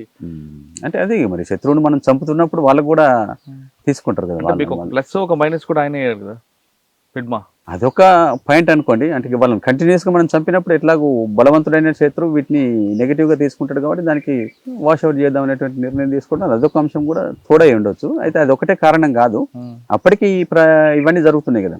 ప్రభుత్వాలు మారడము, ఎమ్మెల్సీల నుంచి ఒత్తిడి రావడం, బౌరవ స్టేట్ కంపెనీ నుంచి ఇక్కడ ఖనిజ సంపత్తిని అంతా తీసుకుపోవడం కోసము అప్పటికి చాలా ఏళ్ళ నుంచి జరిగినాయి. కానీ మా బలం మూలంగా అవన్నీ ఏవి ఆచరణలోకి రాలేదు, అమలు చేయలేని పరిస్థితి. కాబట్టి వీక్ చేయడం, వీళ్ళని మొత్తంగానే తోసేయడం అనేటువంటిది మెయిన్. దాంట్లో ఈ చర్యలు కూడా తోడ్పడి ఉంటాయి. సరే, మీరు ఎందుకు చివరిగా రావాలనుకున్నారు పార్టీ నుంచి? అంటే ప్రభుత్వం ఇచ్చిన పిలుపు మేరక, లేదు పార్టీకి ప్రజలకి మధ్యన గ్యాప్ వచ్చింది కాబట్టి ఈ క్రమంలో మనం పోరాటం చేయడం సాధ్యం కాదనుకున్నారా? లేదు ఉద్యమం అనేది శాశ్వత యుద్ధం, దీర్ఘకాల యుద్ధం, ఇది ఈ దీర్ఘకాల యుద్ధంలో మనం అనుకున్న లక్ష్యం సాధించడానికి వచ్చారా? లేదు మావోయిస్ట్ పార్టీ ఉద్యమం అనేది ఫినిక్స్ పక్షి లాంటిది, ఇది కొంతకాలం ఉంటుంది, ఇప్పటికైనా రావచ్చు అనే బలమైన నమ్మకంతో వచ్చారా? ఇంకా వచ్చేటప్పటికైతేనో గెరిల్లా యుద్ధం సాయుధ రూపంలో ముందుకు కొనసాగే పరిస్థితికి దారులన్నీ మూసుకుపోయినాయి. ఎందుకంటే రిక్రూట్మెంట్ తగ్గిపోయింది. దీనికి కారణం కేవలం ఈ చివరి 2 సంవత్సరాలలో లేదు, దానికి బీజాలు చాలా సంవత్సరాల ముందు నుంచే ఉన్నాయి. 2014 నుంచి ఉన్నాయి. బయట వాళ్ళకి అవన్నీ తెలియదు. పార్టీ ఇంటర్నల్ గా ఎదుర్కొన్నటువంటి విషయాలు ఓపెన్ గా చెప్పం కాబట్టి బయట నుంచి చూసే వాళ్ళకు కేవలం బలం మాత్రమే కలబడుతాయి. బలంతో పాటు బలహీనతలు కూడా చాలా ఉన్నాయి పార్టీ. అదే ఈ బలహీనత కోబాడు గాంధీ 2014 గుర్తించారు. ఆయన ఒక్కడైనది మొత్తం పార్టీ కూడా గుర్తించింది. సరిదిద్దుకోలేపారు కొన్ని విషయాలు. ఇప్పుడు అనేక సార్లు దిద్దుబాటు ఉద్యమం అన్ని తీసుకొని బలహీనతలన్నింటినీ గుర్తించినాం, సరిదిద్దుకునే ప్రయత్నాలు కూడా చేసినాం, కానీ సరిదిద్దుకోలేకపోయినాం. సరిదిద్దుకోలేనంత తీవ్ర స్థాయిలో ఆ బలహీనతలు కొనసాగినాయి. కాబట్టి అవన్నీ పరిస్థితుల్ని సరిగ్గా అంచనా వేసుకోవడంలో సబ్జెక్టివిజం ఉంది పార్టీలో. ఇది ఒక్కసారిగా చాలా సార్లు రివ్యూ చేసుకున్నాం. అవి గడిచిపోయిన తర్వాత వాటిని గుర్తించి మళ్ళీ రివ్యూ చేసుకునేది తప్ప ముందు చూపుతోటి వాటిని ముందే అంచనా చేసేటువంటి కెపాసిటీని పెంచుకోలేకపోయినాం. అదొక కీలకమైనటువంటి అది. శత్రు బలాన్ని మన బలాన్ని అంచనా వేసుకోవడంలో కూడా మేము విఫలమైన మా శక్తిని ఎక్కువగా ఉన్న వాస్తవికత కంటే కూడా చాలా అనేక రెట్లు ఎక్కువ మా బలం. అంటే మీరు కేవలం దండకారిని మాత్రమే ప్రపంచం అనుకున్నారు, చుట్టూ ఏం జరుగుతుందని మీరు మర్చిపోయారు. ఇతర చోట్లకు విస్తరించాలనేది కూడా చాలా ముందే నిర్ణయాలు తీసుకున్నాము. అయితే వాటిని కూడా మేము అమలు చేయలేకపోయింది. చేసుకున్న నిర్ణయాలు కూడా కొన్ని అమలు చేయలేనటువంటి బలహీనత కూడా ఉంది పార్టీలో. అవన్నీ కూడా కారణాలతో బయటకు వద్దాం. అనేక ఉద్యమాలు మిగతా ప్రాంతాలలో దీనికి తోడుగా దీనికి దండగా బలోపేతం కాలేదు. రిక్రూట్మెంట్ తగ్గిపోయింది. మనం పంపిన దళాలే ఉన్నాయి తప్ప అక్కడ కూడా అనేక దళాలుగా విస్తరించాలి కదా. దశాబ్దాలుగా అది విస్తరించడం లేదు. తెలంగాణలో మనం బలహీనపడి గోదావరి దాటి దండకరాన్ని దండగా ఉపయోగించుకుని కర్రగుట్టలకు పరిమితమైన ఉద్యమం తిరిగి తెలంగాణలో పెద్ద ఎత్తున రిక్రూట్ చేసి దళాల్ని పునర్నిర్మించలేకపోయినాం. అది దశాబ్దాలు కొనసాగింది. వాళ్ళకు కూడా దళ సభ్యులు లేకపోతే దండకారణ్యం నుంచి రిక్రూట్ చేసిన దళ సభ్యులే తెలంగాణ వాళ్ళ చుట్టూ వాళ్ళ రక్షణ కోసం ఉపయోగించబడ్డారు. వాళ్ళే కొంత తెలుగు నేర్చుకుని కొద్దిమంది జిల్లా కమిటీలకు కూడా వచ్చిండ్రు. కానీ ఇక్కడ ఈ మైదాన ప్రాంతాలలో ఇంత బలంగా ఉదయం ఉన్నటువంటి దాంట్లో నుంచి వచ్చి ఇక్కడ జిల్లా కమిటీలన్నీ మళ్ళీ ఇక్కడ వాళ్ళతో నిర్మించేటువంటి పరిస్థితి కూడా లేకుండా అక్కడ బలం కోల్పోయింది. దాన్ని తిరిగి పునర్నిర్మాణం చేయలేకపోయింది. ఇవన్నీ బలహీనతలు చాలా కాలంగా కొనసాగుతున్నాయి. గుర్తించిన అమలు చేయలేకపోయారు. అంటే ఈ రూపంలోనే దాన్ని మనం మళ్ళీ ఇంకా చేయాలని అనుకుంటూనే పోయినాం తప్ప ఈ రూపంలో చేసే స్థితి లేదు. కాబట్టి ఇంకా వేరే రూపం ఏమన్నా ఆల్టర్నేటివ్ ఆలోచించాలనే దానికి పార్టీ అట్లా ఆలోచించలేదు. అది మెయిన్ బలహీనత. అంటే ఇదే రూపంలో మనం ఎప్పుడు ఉంటుంది దాడి, బలహీన పడతాం, అయినప్పటికీ ఇట్లే ముందుకు పోవాలని అనుకున్నాం. అంటే కేవలం బుల్లెట్ అనుకున్నారు. ఒక స్థితిలో ఇట్లా మనం ముందుకు పోలేమనుకున్నప్పుడు అనేక రూపాలు మనం మార్గాలు ఎంచుకోవాలి కదా. అది ఎంచుకోవడానికి సిద్ధంగా లేము. మనం తలుపులు మూసుకొని ఒక చట్రానికి బిగించబడి ఉన్నాం కాబట్టి ఇంకా ఇంకో చట్రం లేదు. ఇంకో చట్రం గురించి ఎవరన్నా మాట్లాడిన విషయాన్ని కూడా మనం మెజారిటీ అంగీకరించలేదు. అట్లా మన మైండ్ సెట్ ఉన్నది అనమాట. కాబట్టి అది మనకు మెయిన్ వీక్ కావడానికి దెబ్బతినడానికి కారణం. ఈ క్రమంలో మీరు బయటికి రావాలనుకున్నారు. బయటికి రావాలనుకుని ఎక్కడ వచ్చారు? మేము మహాసముంద్ జిల్లాలో మా డివిజన్ నిర్దిష్టంగా నేను గైడ్ చేసేది ఈ బలగీరు, బరగడ, మహాసముంద్ అనే ఒక డివిజనల్ కమిటీ ఉంటుంది 3 జిల్లాలతోటి. వీళ్ళు పిల్లలందరూ కూడా నాతోటి పనిచేసినటువంటి కాంపిటెంట్స్ అంతా 14 మంది బస్తర్ వాళ్ళే, ఛత్తీస్గఢ్ వాళ్ళు. నేను ఒక్కనే తెలంగాణ. కాబట్టి వాళ్ళని అదే ఎక్కడ సరెండర్ కావాలి, ఒడిశాలో కావాలన్నా లేదా తెలంగాణ కావాలన్నప్పుడు వాళ్ళందరూ కోరుకున్నది ఛత్తీస్గఢ్కి పోదాం, వాళ్ళ ప్రాంతం ఛత్తీస్గఢ్ కాబట్టి అన్నప్పుడు మేమంతా మా సముద్రం కూడా మా డివిజనే కాబట్టి అక్కడికి వచ్చి అక్కడి నుంచే మేము హోమ్ మినిస్టర్కి లెటర్ రాసి, అప్పటికి చాలామంది వచ్చేసారు, దేవి వాళ్ళు కూడా బయటకు వచ్చేసారు. దేవి తర్వాత మేము వచ్చినాము. కాబట్టి మేము అంటే అప్పటికి సెక్యూరిటీ కోసం అప్పటికే కొన్ని ఘటనలు కూడా జరుగుతున్నాయి. వచ్చే వాళ్ళు వస్తున్నారు, అయినప్పటికీ కొన్ని కాల్పులు కూడా జరుగుతున్నాయి. అప్పటికే మా చుట్టూ కూడా అనేక వలయాలుగా వెంటాడుతూనే ఉన్నారు. వాటి మధ్యనే మేము ఇక నిర్ణయం తీసుకున్నాం. కాబట్టి ఈ నిర్ణయం సఫలమయ్యే లోపు కూడా మమ్మల్ని చుట్టుముట్టి చంపేసేటువంటి ప్రమాదం కూడా ఉన్నది అనేది మేము అనుకున్నాము. కాబట్టి లీగల్గా ఒక హామీ తీసుకోవడం అనేటువంటిది అవసరం అనేది మేము ఫీల్ అయ్యే చర్చించుకొని రాశాము. దానికైనా వెంటనే రెస్పాండ్ అయ్యి రేడియో మెసేజ్ ఇచ్చిన తర్వాత ఒకసారి లీగల్గా వాళ్ళు ఒక హామీ ఇచ్చిన తర్వాత మళ్ళీ అట్లా చేయడానికి అవకాశం తక్కువ కాబట్టి అట్లా మేము బయటకు వచ్చే ప్రయత్నం చేసింది. 40 సంవత్సరాలు కాపాడు నడివి విడిచిపెట్టి వస్తున్నప్పుడు ఏమనిపించింది? విడిచిపెట్టి వచ్చేటప్పుడు అదే నేను నిన్న మా ఊర్లో జరిగినటువంటి సభలో కూడా చెప్పిన, ఇది ఒక విషాదము సంతోషము కలగలిసినటువంటి సందర్భం. ఇది అనేక మంది అద్భుతమైన కామ్రేడ్స్ను కోల్పోయినాం. చాలామంది మంచి మంచి కాంపిటెంట్స్ అందరూ కూడా అమరులు అయిపోయారు. అంటే ఈ నిర్ణయం మనం ముందుగానే తీసుకుంటే వాళ్ళందరినీ కూడా మనం రక్షించుకోగలిగే వాళ్ళం.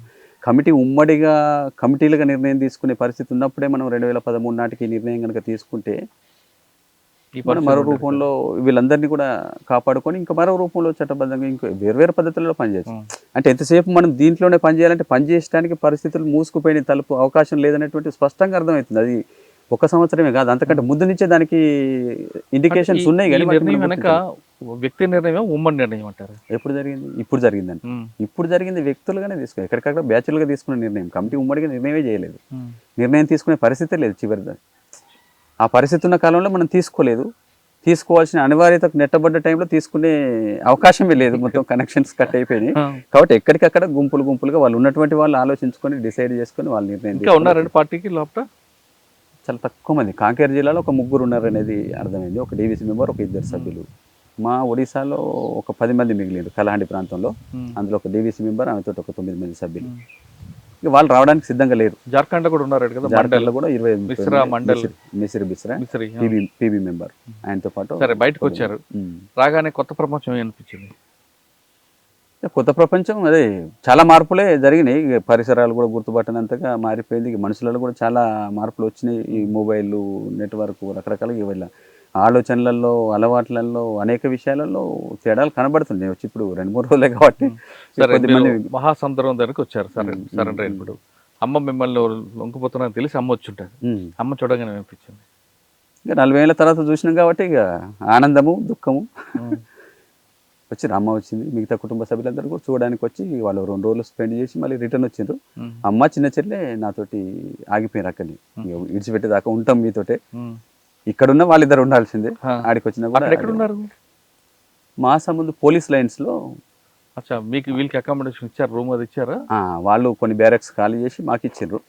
మేము 15 మంది ఉన్నప్పుడు ఇట్లా అమ్మ వాళ్ళు కూడా వచ్చి మాతోటే ఉన్నారు. అమ్మ చేతి వంట తిన్నాకేమనిపిస్తుంది? అమ్మ చేతి వంట కాదు, అమ్మకే నా చేతి వంట తినిపించింది. ఇప్పుడు ఆయన పెద్ద మనిషి అయిపోయింది, 75 సంవత్సరాలు. ఒకప్పుడు గ్రామం వేరు, ఇప్పుడు గ్రామం వేరు. అప్పుడు గ్రామంలో ఒక నిర్ణయం తీసుకోవాలనుకుంటే ఒక కష్టం వచ్చినా మంచైనా గ్రామస్తులందరూ కూర్చొని ఒక నిర్ణయం తీసుకున్నారు. అంటే స్వార్థం లేకుండా. ఇప్పుడు నా ఇల్లు నాది, నేను, నా ఇల్లు నా కుటుంబం.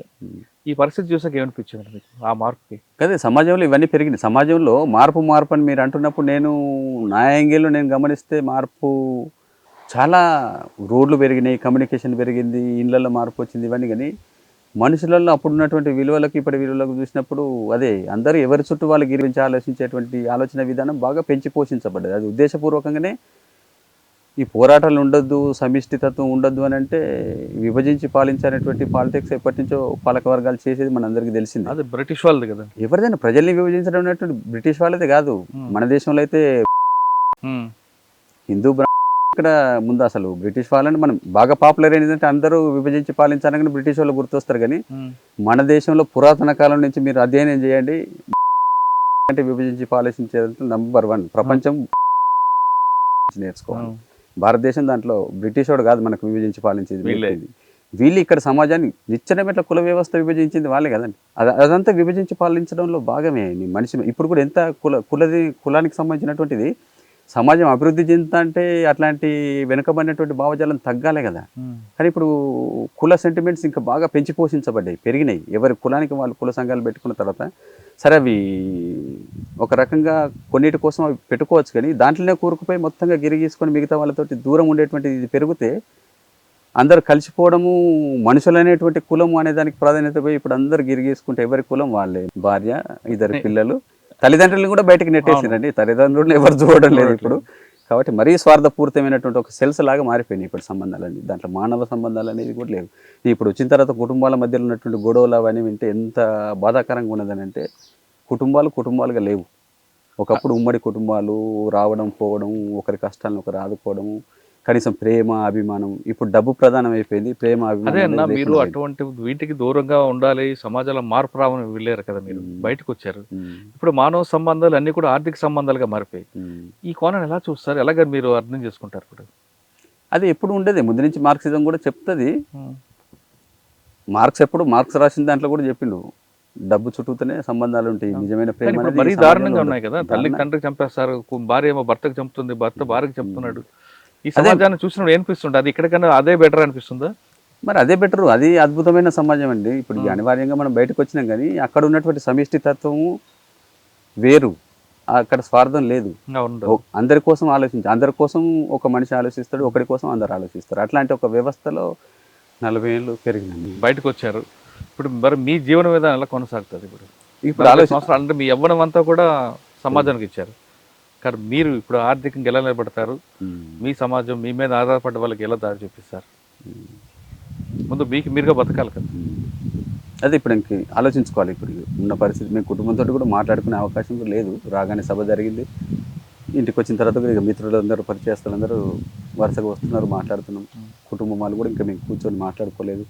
ఆర్థిక పరిస్థితి అంటే ఇక నాన్న చనిపోయిన సంవత్సరం క్రితం, ఆయన గ్యాంగ్ మ్యాన్ కాబట్టి ఆయన రిటైర్ అయిన తర్వాత ఆ పెన్షన్ అమ్మకి ఇస్తున్నారు. అంతే, అమ్మతో పాటు చిన్న చెల్లి ఉంటుంది. ఇప్పుడు నేను వచ్చాను, ముగ్గురం బతకాలి, ఇదే ఇల్లు. ఆలోచించుకోవాలి ఇప్పుడు ఎట్లా బతకాలి. అంటే ఈ సమాజంలో మీరు ఇమ్మడగలరా? ఇప్పుడు ఇమ్మడాలి, ఇక వచ్చినాం కాబట్టి ఇమ్మడాల్సింది కదా. ఇమ్మడలేము మేము ఇప్పటిదాకా నమ్మినటువంటి దాని ప్రకారం, కానీ క్రమంగా అర్థం చేసుకొని ఇమ్మడాల్సింది. ఇప్పుడు వేరే మార్గం లేదు కదా. చివరిగా చెప్పండి, మీరు అనుకున్న లక్ష్యం ఏ మేరకు నెరవేరి? అంటే 100% నెరవేరకపోవచ్చు, కానీ కనీసం 50% నెరవేరింది అనుకోవచ్చా? అంటే రాజ్యాధికారాన్ని మనం సాధించలేదు, అది అందరికీ క్లియర్. కానీ వర్గ పోరాటం మూలంగా అనేక చిన్న చిన్న విజయాలు సాధించినాం. కుల వివక్ష ఒకప్పుడు ఉద్యమం బలంగా ఉన్నప్పుడు అవన్నీ కూడా తగ్గినాయి. గ్రామాలలో భూస్వాముల పెత్తనాలు పోయినాయి, పీడిత ప్రజలకు ఒక ధైర్యం వచ్చింది. అనేక భూముల పోరాటాలు చేసినాం, భూములు ఆక్రమించుకున్నాం, ప్రజలకు పంచినాము. ఇట్లా అదే కూలీ రేట్లు పెరిగినాయి, మహిళలకు ఆత్మగౌరవం పెరిగింది, దళితులకు ఆత్మగౌరవం పెరిగింది. ఇట్లాంటి వాటి అన్నిటి వెనకాల వర్గ పోరాటం ఉంది. అనేక మంది త్యాగాలు ఉన్నాయి. వాళ్ళ త్యాగాలు లేకుండా, ఈ పోరాటాలు లేకుండా ఈ మార్పులైనా కూడా జరిగేటివి కావు. కాబట్టి కొద్దిమంది ఏం సాధించలేదు వీళ్ళు అనేది శుద్ధ తప్పు నేను చెప్పదలుచుకున్నది. అనేక మార్పులు జరిగినాయి, వాటన్నిటికీ కారణం వర్గ పోరాటం. వర్గ పోరాటం ఉన్నది కాబట్టి భూ సంస్కరణల చట్టం తీసుకొచ్చిన వాళ్ళు. నక్సల్బరీ పోరాటం లేకపోతే భూ సంస్కరణల చట్టం రావడానికి ఛాన్సే లేదు. ఆదివాసీల పోరాటం లేకపోతే పేసా కానూన్ తేవడానికి ఛాన్సే లేదు. కాబట్టి ప్రభుత్వాలు ఏ చట్టం తెచ్చినా దాని వెనకాల ప్రజలు చేసినటువంటి పోరాటాలు, త్యాగాలు అనేకం ఉన్నాయి. కాబట్టి 40 ఏళ్ళలో మేము సాధించినటువంటి చెప్పలేనటువంటి విజయాలు సాధించినాం. అయితే రాజ్యాధికారాన్ని సాధించలేకపోయినాం, ఆ దిశలో మనం విఫలమైనాం. అయితే ఇప్పుడు సమాజంలో ఈ దోపిడీ, అసమానత, అణిచివేత ఉన్నంత కాలము వర్గ పోరాటాలు ఆగవు. ఇంకో రూపంలో వస్తాయి. ఒక రూపంలో నువ్వు అణిచేస్తే అది మరో రూపంలో వస్తుంది. ఇప్పుడు జేఎన్జీ తరం అంతా కూడా అదేమో చాలా మనకంటే అడ్వాన్స్డ్ కదా. సరే వాళ్ళకు ఉండే బలహీనతలు ఉండొచ్చు, కానీ సామాజిక విషయాలలో స్పృహతోటి ఉండి ఆలోచిస్తున్నటువంటి ఒక సెక్షన్ కూడా ఉంది. అయితే ఏదైనా నువ్వు దోపిడీని పెంచుతూ పోతే, తీవ్రతను పెంచుతూ పోతే దానికి కూడా ఒక పాయింట్ ఉంటుంది కదండి. దానికి మించి నువ్వు చేసినప్పుడు తప్పకుండా అది మరో రూపంలో, ఏదో ఒక రూపంలో తప్పకుండా అది బద్దలవుతుంది, వస్తుంది. వర్గాలు ఉన్నంతకాలం వర్గ పోరాటం వేరు రూపాలలో కొనసాగుతాయి. ఇప్పుడు ఒక రూపంలో కొనసాగుతున్న పోరాటాన్ని రకరకాల కారణాలతో మనం అణిచేయగలిగినాం. అంత మాత్రాన ఇక వేరు రూపాలలో పోరాటాలు జరగవనేది చెప్పడం తప్పు. ప్రజలు ఎప్పుడు నిరంతరం పోరాడుతూనే ఉంటారు. ఒక రూపంలో నువ్వు అణిచివేస్తే ఇంకొక రూపంలో పోరాడతారు. కేవలం రాజ్యాధికారం మాత్రం సాధించలేదు, కానీ వర్గ పోరాటం ద్వారా చాలా కార్యక్రమాలు సాధించమంటున్నారు ముప్పటి సాంబయ్య అలియాస్ వికాస్. 40 సంవత్సరాల పాటు అడవిలో ఉండి 4 రాష్ట్రాల్లో తన కార్యక్రమం చేపట్టిన ఆయన ఇప్పుడు బయటకు వచ్చాక ఇక్కడున్న ఈ సమాజం, ఇక్కడున్న వ్యక్తిగత పోరాటాలు, వ్యక్తిగత స్వార్థాలు చూసి ఇంత దారుణంగా ఉందా అనేది ఆయన ఆశ్చర్యపోతున్నారు. కానీ ప్రభుత్వం సాధించింది ఇది కేవలం మావోయిజం మాత్రం అణిచివేసింది. కానీ సమస్య ఎప్పుడున్నప్పుడు అది మరో రూపంలో కూడా రావచ్చు, అది రాకుండా చూసే బాధ్యత ప్రభుత్వాలదే అంటున్నారు సాంబయ్య. వర్గ పోరాటం ఉన్నంత వరకు ఈ సమస్య మరో రూపంలో వస్తుందని ఆయన హెచ్చరిస్తున్నారు. ఇది ముప్పటి సాంబయ్య అలియాస్ వికాస్ గారితో ఎక్స్క్లూజివ్ ఇంటర్వ్యూ. వచ్చే వారం మరో గెస్ట్ మళ్ళీ కలుద్దాం. అంతవరకు నమస్తే. Thank you very much.